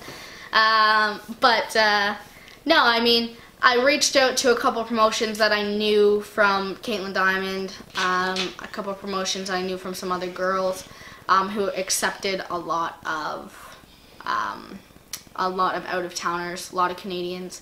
So I started over with British Empire Wrestling was my first booking. And I had obviously reached out to the Knight family, who have been nothing but amazing to me. They've always treated me really well. I've only been there twice, but they've been amazing both times. And then the other promotion that I ended up reaching out to was DOA. The belt over there? Yeah, the belt over there. And that was with Charlie's help, because he had worked for them before. So I had reached out to them knowing that I was going over. And then I had a really good time with DOA when I first went over, which is really good, because it seems as though I made a lasting impression. And then this time when I went back over, worked for a bunch of different companies, but the 2 highlights obviously were getting to go to Northern Ireland and Germany, and both of those experiences were just unbelievable. Germany was an all-women's show in a packed arena, and the setup was just insane. And I'm so grateful for Germany and Ireland, and both shows were just so fun, and being flown to different countries was a huge milestone for me this year. So overall, it was just a lot of reaching out to people, and a lot of just, keep on trying. And a lot of flights in the UK, they're not very long, and if you're a frequent flyer, they're good prices, so that's what I always heard. They're really cheap over there. Yeah, so you just have to kind of get the right promotion at the right time and catch someone's attention at the right time and hope that they have a spot for you. And so far I've had a lot of luck with that, and I'm hoping that next time I go over it'll be in the same thing. I've got some really good stuff lined up for this year, so I'm hoping that everything works out according to plan. Awesome. And what about Mexico? How did you get down there? Mexico, I was actually contacted by a promoter, okay. And he had asked about... Was LLF? Was that the promotion? Yeah. He brings in a lot of different fly-ins. Yep. He runs a customs promotion, and he runs a regular... he runs a customs portion, and he runs a regular promotion, but it's really, really good money down there. And Sandra, my best friend, came with me, and... we just had a phenomenal time. We were taken care of, hotel, all our meals paid for. We were taken to explore the mountains. We were only there for like 6 days as well. So it was really, really great money, and then being taken care of completely. So that was an amazing experience. It was breathtaking, really. I mean, this year I got to wrestle in 6 different countries. That's amazing. Yeah, I'm really, really, really proud of myself. And it's a really nice feeling, as heel as I am, to be able to represent the Maritimes. And as you said, no one really travels anymore. But later this year, it looks like Peter Smith and I have some stuff, and and like obviously us and Charlie and Pete and Mike Hughes, like there's a very good chance that we will be popping up around the world at the same time, all four of us. It's awesome. Just another Canadian girl going down to Mexico, like Sarah did. Yeah. Right. Yeah. Do you have any aspirations to like go back down there? I do. We're actually in the process. I was supposed to go back in March, but there was a complication with the date of their show, so we're just working on figuring out the new date, and then after that, hopefully, things work out again. How did you adapt to the different style of wrestling down there? It's the other side, right? Yeah, I mean, obviously the customs weren't bad, but it was that one, 12-minute match that was the hardest part of my trip to Mexico, obviously. It is a well-known fact that Mexican wrestlers wrestle a lot stiffer than Canadians and Americans and everywhere else in the world. And they work the right side, so the girls weren't overly excited to adapt. They were like, no, we work our way. And I'm like, all right, that's fine. Like, I never asked them, like, can you work my way? But they're like, we work right. They made it very, very clear. Style, I mean, like I said, working the right side was the hardest thing I've done yet, but especially with girls who only partially speak English, Right. But I'll never discredit it. It was amazing for what it was. Awesome. And you mentioned like Brody Steele and those guys. He's taken over India in the last couple of years. Any aspirations to go over? You said do some traveling with him. Any aspirations to go over there? Yeah, we have I don't like to jinx anything, and I don't like to talk about anything before it's set in stone, but Peter has been a huge asset to Charlie and I this year, and surrounding ourselves with him is one of the best things we could have done. Yeah. And I mean, I've known Peter for 14 years, which is really crazy to believe. When I'm only 19 years old, I've known him for 14 years. And I'm really grateful for that man, and it's exciting to think that, that Peter that I knew when I was 5, that I, have the potential to now travel the world with him. Yeah. And I mean, he's such a good role model because I'm a strong believer in wrestling about that money aspect of things. Mm-hmm. And, Peter's like my role model in the Maritimes for getting out and making money and believing in your worth, and although you're different from somebody else, it's not letting that affect you, and, just going with what you've got. And so I think this year is going to be really good. I'm really excited. And you recently, or last year, worked for Red Rock Wrestling for the first time. Your thoughts on that opportunity to work for Mike Hughes over in PEI? It's a long time coming. But I was so thankful for that, and Mike, the fact that he was willing to. Mike doesn't have just anybody on his shows, so It was amazing. It was so cool. Everything about Red Rock is right. Yeah. Their setup is right, their ring is right, their roster's right, and their crowd is right. You know, and I'm forever. I don't know. I'll just tell you over and over again how grateful I am. But it was awesome. Will the fans of PEI get to see you this year over there? Should be. Should we? Should be. Things are in the works. No date set yet, but should be. Thoughts on IHW announcing their pay-per-view deal with Fight TV? That's pretty huge. It is huge. It is huge. I think it's going to be so good. I'm really hoping. I mean, Peter Smith said it best. He's really hoping that the pay-per-view can kind of bring everybody back together. Yeah. He's told me that he's happy that anyone who might potentially want a spot on that show, just reach out to them. Don't let your ego get in the way. Just reach out to them, because he wants this to be like a part of history in the Maritimes, and he wants everyone to be involved. And I know that I have some ideas for that show, and I think there's going to be some good stuff coming. So. Awesome. What advice or what are your opinions on the new girls that are breaking in? Because for a while there was no girls, and then there was just you. But now there's like Jasmine, who's 16, and then there's Lila Dare and Chantel, and there was Ali Zoker, but she's out west. What are your advice for those new girls that have just been around for the last year? The Maritimes have a really poor history of training. Our training schools here only ever last a couple months, and then they're gone. All of the girls live up in New Brunswick, and there is a school in Halifax, but it's all about that effort, and that if you want it, you have to come down and train. Those girls are still at the point where throwing a clothesline isn't proper technique. Some of them obviously catch on faster than others, but they all have really good characters. Anne's a natural baby face, Jasmine's a monster. She's got a big heart, she's a great girl. And then you have Chantel, who's probably the most natural of them all. But, you know, they all have their characters developed, but it's their wrestling. And, you know, I'll never say that I'm a fantastic wrestler. But the girls just need to tighten up their basics. They need to get a good hard slap in the face of what wrestling is, I guess. So that my biggest advice to them is just to, you know, they have to get to training. They have to practice their craft, and even if that means before the shows, that means before the shows. I've always put my help out. I've always offered to help people, so my help is always there no matter what you hear from other people. Because that was another big issue too, that a lot of people think that I'm still jealous, and I can promise you that I'm not jealous, you know, but you can lead a horse to water. I don't know what you would be jealous of. You can lead a horse to water, but you can't make him drink. I'm always there to help you, but yeah. If someone's jealous, it would be the other way, in my opinion. They'd be jealous of you. I don't know. That's what would make sense to me. It's just the rumors. It's the rumors. Yeah. That I don't like people, and I'm scared they're gonna take my spot. I don't know. I've told the girls a million times, come to Halifax. I'm absolutely more than happy to help you. Good. Yeah. Do you think you went to a lot of the Beauty Slammers shows when it happened? Do you think a tour like that could happen now? Not necessarily with all just the local talent. Do you think the Beauty Slammers tour I hope it's not local talent. It'd be for women. Was too soon? Because now women's wrestling has exploded. I think that Beauty Slammers tour should have been the most successful thing to hit the Maritimes in the last 10 years if it was done properly. Sorry, Devin. But, you know, that could have and should have been the thing of Maritime wrestling. Yeah. Because there were obviously some really legit wrestlers. It wasn't just like a bunch of shitty girls. Yeah. You know, it was a great roster of girls.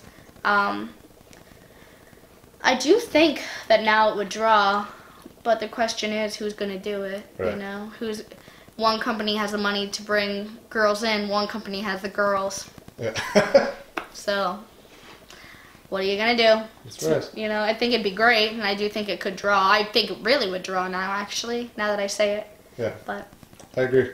You know, even if you know, the company with all the money wants to bring the girls in and wants to book us all to wrestle, none of us are going to say no. Yeah. Who would be, if you could book 8 girls for a tour, who would you pick? From anywhere? Yourself, clearly. I guess. Just name a couple. Who would you use on a tour? You don't have to list 8. Yeah. I can tell you some of my favorite girls from each area that I've worked with a little bit. Yeah. Obviously in Ontario, you have Bia, who was here before. Yeah. You have like the likes of Spinelli. Yep. And Jodie Threat's a new upcomer who's really amazing. She's a great human. I met her when she was, I think, like 6 matches in, and now she's doing amazing. She's one of the most talented women in ring that I've ever seen. Then obviously down in the States, you have like Caitlin and Jocelyn. Yep. And then, you know, out in BC, you obviously have Bambi Hall and her sister, Liza. And you have Scarlett Black out there. And obviously now Ali Zwicker's out there as well. I'm trying to think. I don't even know where else I've been. Over in England, one of my favorite people that I met over there, her name is Mercedes Blaze. She's relatively new to wrestling, but she's one of the most kind-hearted people I've ever met, and she's really good as well for only being. I think I had her like 10th singles match with her, and she's just so good. She quickly became one of my best friends over there for sure. So yeah, I mean, I probably base it around a lot of Canada girls because right now, like they're a big. There's a lot, I don't know, there's just so much going on. I mean, I think a lot of the Ontario girls would draw. You have Giselle Shaw as well, who's, I've never met her, but she's obviously doing really good as well. She's over in England. And then, I know down in the States, like, there's a wrestler, her name's Moxie Molly, and I met her in Vegas, and she's done, she had a segment on Raw where she had a match, and she's going over to England this coming year. She's really good as well. So I guess it's hard because you only really know Kat Von Hees as well. Obviously is an amazing one. But you only really know the people that you work with, I guess. Right. You know. So, but Those are some of the great girls that I've been on the road with. You're friends with Kelly Klein. Oh my gosh, you didn't even mention her. Yeah, no, but ever any talk of going down to like the Ring of Honor dojo or anything like that? I've spoken with her about it. It's just every time we speak about it, the timing just never works out really. Right. But I'm definitely hoping to do it in the future if all works out. So. And you're somewhat of a YouTube star there with a few videos over 1 million hits, one with like 4.3 or 4.5 or something. Something like that, yeah. How does that happen? What are your thoughts on that? Oh my god, I don't know. And have you ever gotten recognized just from a video on YouTube? Like, I don't know if just from a video. It sounds really stupid of me, but I've been recognized at stores a lot. Yeah. Yeah, people I don't know. Like, it'd be different if it was the fans that I recognize. But I remember once, like, I was in a clothing store and I could hear a little girl and she's like, "Daddy, that's Maddison Miles."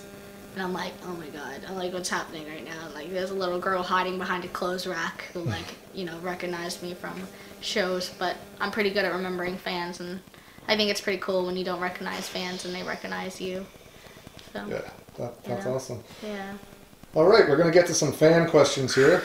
There's a few of them. The tough ones. Yeah, here we go. The first question's from Brody Steele. Oh, no. Are you going to drink lots of amounts of beer with him in roast stock on May 11th? Where is that for one? All right, so I guess that's thanks, Peter. Cat's out of the bag on that line. So May 11th, Charlie and I are both working in Germany with Peter, one of the biggest companies in Germany for POW. Nice. So that's one of our first big steps of the year. And yes, I will drink lots of beers with you, Peter, always. The next question is from Dave Boyce. He has 2 questions. Second one's for me, apparently. Question 1. I don't read any of these beforehand either, so I just go.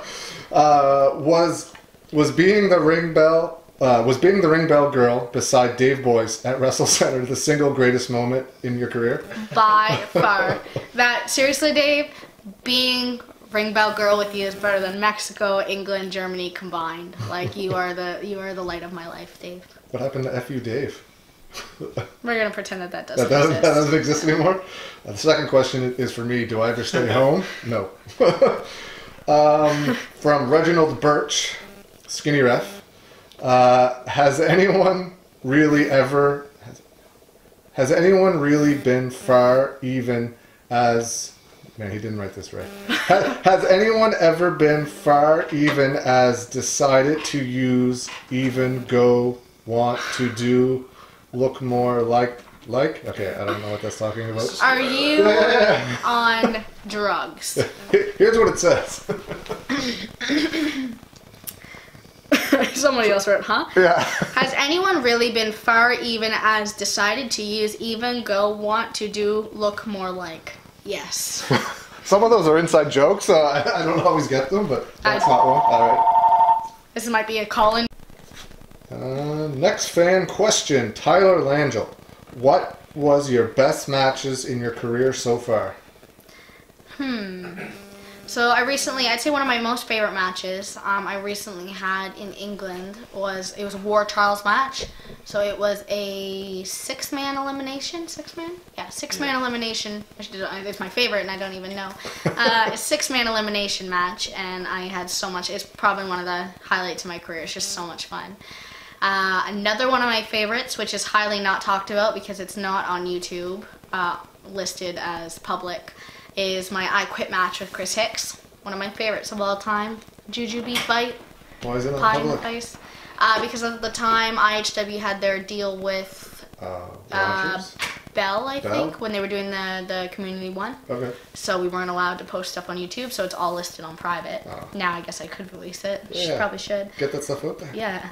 My match with Kobe was one of my favorites because Kobe really, because him and I trained together a lot, so he was, made me have a lot of faith in myself and a lot of confidence in myself, and he got me to do a lot of things that I wouldn't normally do.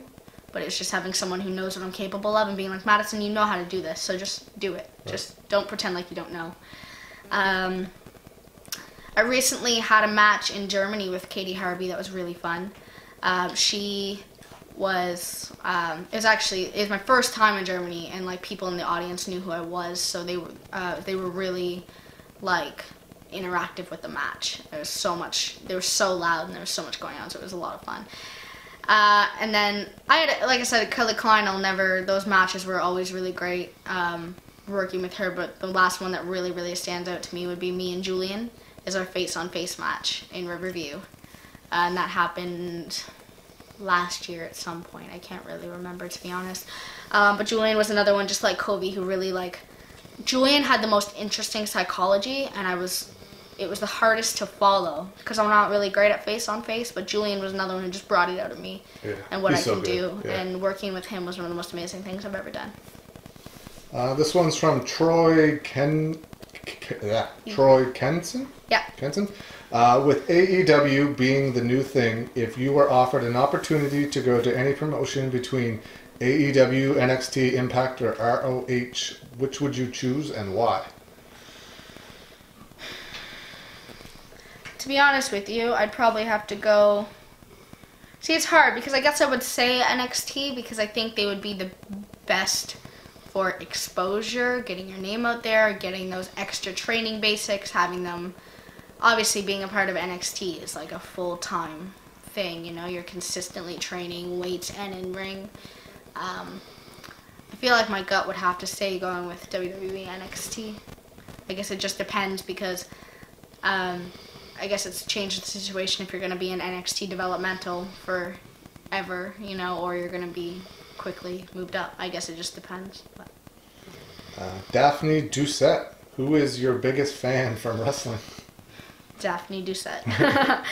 Oh man, that's a hard question. Who's my biggest fan? My mommy, definitely my mommy. Or my dad. It's honestly probably my dad. Mom hates wrestling secretly. Don't tell her. But yeah, my dad is... She hates it because you do it, or she... Oh, it's funny because... Or just in general? My dad used to take me to all the shows as a kid, and my mom would come with us so that she could spend time with us. And when I turned 14, she's like, screw it, no more wrestling, I'm done. I was like, Mom, I'm starting training in like 6 months. And she's like, are you kidding me? Should now I have to go to wrestling all over again? She loves it every time she's there, but she'll never admit it. Yeah. Justin Kinch. I actually went to high school with him. He was one of my best friends growing up. He doesn't have a question, he has a comment. He says, your dog is cute. Thank you. He's so fluffy. Janine Parsons, who were you most nervous to wrestle the most? To be honest, I was having those bad wrestling dreams about wrestling Kelly Klein. Because, I mean, I was more nervous to wrestle her than Victoria, I'd say, because obviously on ROH she had such a persona, and she was such a badass that I woke up every night like a week before having wrestling dreams that I wasn't. There's a thing in wrestling where if you're nervous to wrestle someone, you'll have a dream that either your boots aren't done up or your gear's not on or half your gear is missing. Music's playing and you're half naked. Yeah, exactly. So, you know, your music's playing, one boot's on, one boot's not, and you're like, you know, everyone's like, what are you doing? Or you find out that you're on next. So I'd say Kelly Klein was probably my most nerve-wracking, I'd say. I was obviously a little nervous to wrestle Victoria and Ellsworth, but I never had, like, I was never dreaming about it to the point where I was that nervous. So. Chris Glydian, remember that time C yelled at H?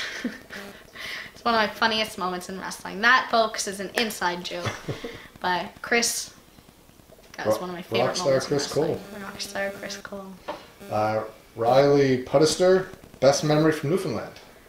Have you wrestled in every province? I have wrestled. Okay. I've wrestled in every province. As of this year, no territories. No territories? Okay. No. Oof. I mean, the fan interaction was really great, because obviously they'd never seen women's wrestling before, but more specifically than that, in the front row there was a section of disabled and handicapped people, and there's a thing about anyone, excuse my political incorrectness, but with special needs in wrestling, that there's something about wrestling that really, really brings it out of people.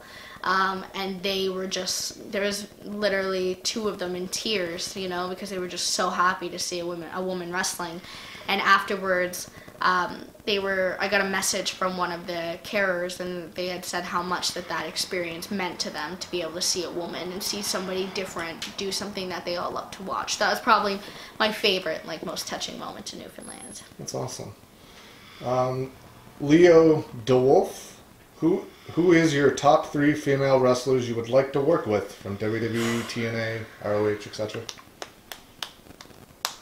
3 people you haven't wrestled already. Yeah. Mickie James is one of them. Always loved Mickie James. Yeah, when I used to go me to too. Impact as a kid, she was always there, and she's by far one of my favorites ever. She's not so much on the big scene, but she's really popular in the UK. Her name's Aisha Raymond. She is phenomenal, and she's one of the people that I'm working towards building my name up on the indie scene over there, and she's one of my biggest goals in England to wrestle. Not so much, you know, obviously I say Mickie James and I say someone that a lot of people probably haven't heard of, but look her up because she's a badass. One more. And then one more. I've always been a big Natalia fan, but that's the Canadian girl in me. Yeah. Just one of my favorites. The last one here is from Will Edstorm. Biggest lesson you learned working overseas that will help you in the business? It's a good question. It's a Will. good question. Makes me think. Biggest lesson I've learned overseas.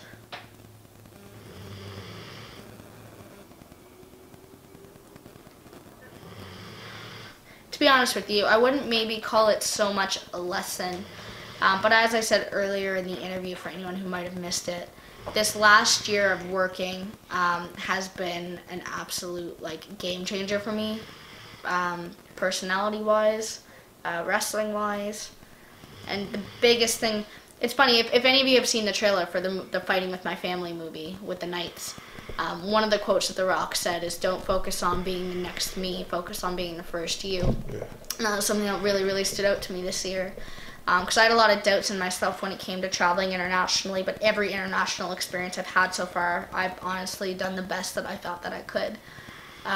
So to be honest, I'd say overseas, the biggest thing that this year has taught me about being overseas is that, you know, it's okay to be yourself, and it's okay to be the first you, and that you don't have to feel like you fit in with people, because not only do you feel like you look different and you wrestle different, you know, but it's just a completely different environment altogether. So sorry if that doesn't answer your question about specifically a lesson, but it's definitely the biggest thing that I've learned this year is that, you know, going all around the world, you can be a different person, and you can be the person that you want to be, and you don't have to try to be like everybody else. You can be the first you. That's awesome. We're back to some regular questions here. Who's the best wrestler you've ever seen? Who's your favorite? Hate this question. I hate saying who's my favorite. I will say Sarah Stock, when she was here, she was like one of the first women that made me go, holy shit, like she's legit, she's so good, and she made me want to really be a wrestler. She's one of the people that I just watched and was like fucking starstruck over, you know? Yeah. So Mickie James is always a huge one that stands out for me because I've always loved her work and her character. I guess it's really hard for me to say, to be honest. I can say all day to people I love watching. I remember as a kid, Jeff Hardy was my favorite. I never thought that everyone loved Jeff Hardy, but I never thought I'd be able to do those flips, but I thought he was just mesmerizing watching him wrestle. Like, it was because he always doing crazy shit, so you're like, amazing. What are your thoughts on the support the fans give you and give Maritime Wrestling in general? I think the Maritimes is one of the best support systems. I'm really grateful for all of that. I wish, the only thing I wish could be different about it is that people weren't so divided. Yeah. And I feel like that comes from a big thing of this whole line in the sand. And everyone's now drawing line in the fan. Like, there's a line between the fans. Every time you say that, I think of the Evolution theme song. Right. But seriously though, you know, it's funny and it's sad because you see fans online being like, well, this person's better, this company's better, this company's better, this person's better. It's really unfortunate that people are being split up for people who used to just support everybody. So I wish it could go back to that. So fans, get your shit together. Mean it. This place is going to sink without you guys. You need you to stay strong, even while the wrestlers don't. Yeah, it's true, because now they're going to have to like decide where they're going to go. Someone's going to lose out, right? Well, that's not everyone has that same has the amount of money. It's not about who everywhere. they want to support. It's the fact that they're gonna. Some people will have to choose because they only. Not everybody's family afford to go to a wrestling show. Averages at $100. Yeah. And they usually get something to eat or drink or buy a T-shirt or something too. I mean, if you got kids, it's minimum wrestling shows I've ever come to is $50 to $60. Yeah, and easily. 9 times out of 10, it's gonna be $100 a show. And what are the chances that any family can afford to do 2 different shows a month with a family of 4? I mean, that's like you go to a WWE show and you see a mother, father, and 3 kids. That's 5 people. They all have T-shirts. They all bought the tickets. That's like a year event for them because they're spending $400 or $500 like that one night, it's crazy. 100%. If you could put one match on a DVD to show somebody what you do, what match would you choose?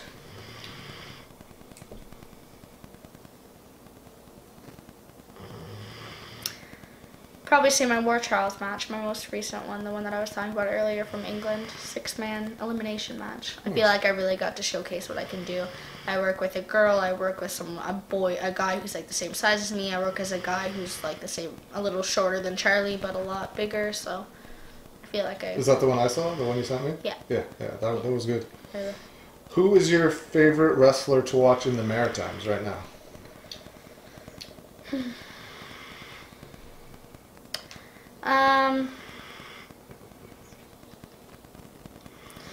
I guess it's hard because I look at things in 2 different places. I look at watching for the new modern tech day stuff, and I mean, if you look at psychology, obviously Peter, Mike, and Titus, I love watching for psychology. But then if you look at like the new today, like, you know, who's keeping up with the newest, most flashy things, obviously, I think you look at like Chip Chambers and Dick Durning, probably. So I'd say those are like my top 5. That I think everyone said Dick. So. Yeah, I mean, I haven't seen them wrestle in a long time in person, obviously because of the whole line in the sand. But, you know, that doesn't mean I still don't like them any less. Right. Do you want to mention anything that we haven't talked about already? Did I forget anything? How amazing I am. Yeah. Charlie's amazing, folks. How I couldn't do it without me. How Charlie couldn't do it without me.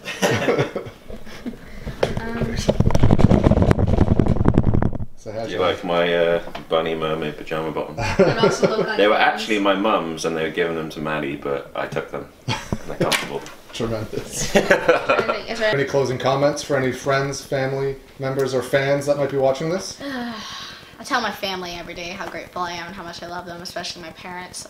Since I've been away, the support system's been really amazing.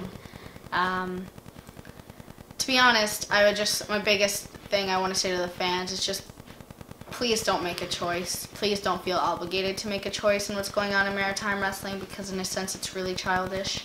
And yes, all of us wrestlers have contributed to it. Everybody has.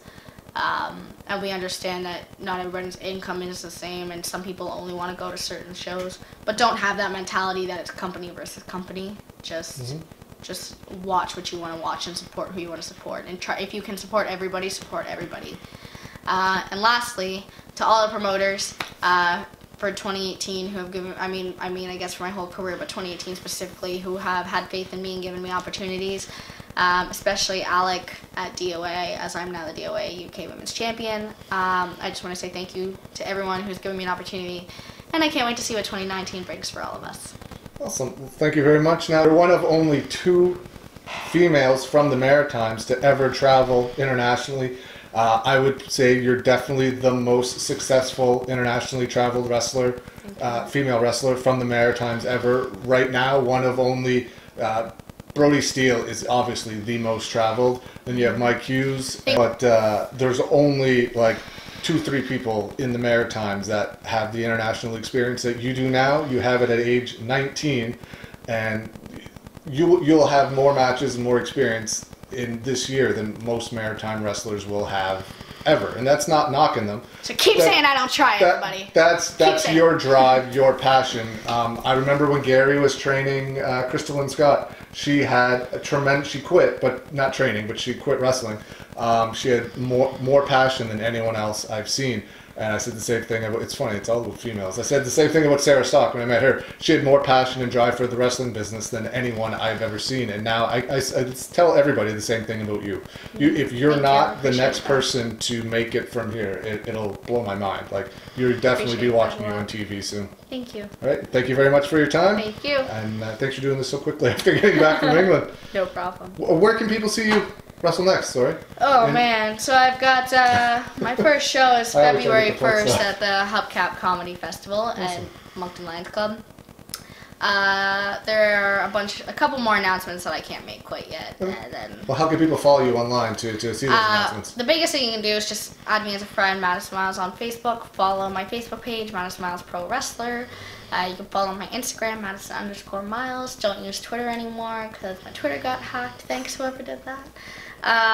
And yeah, that's pretty much where you can follow me. If you have any personal comments or emails, you can always reach me at madisonmiles@icloud.com. Awesome. Thank you very much for your time. Thank you.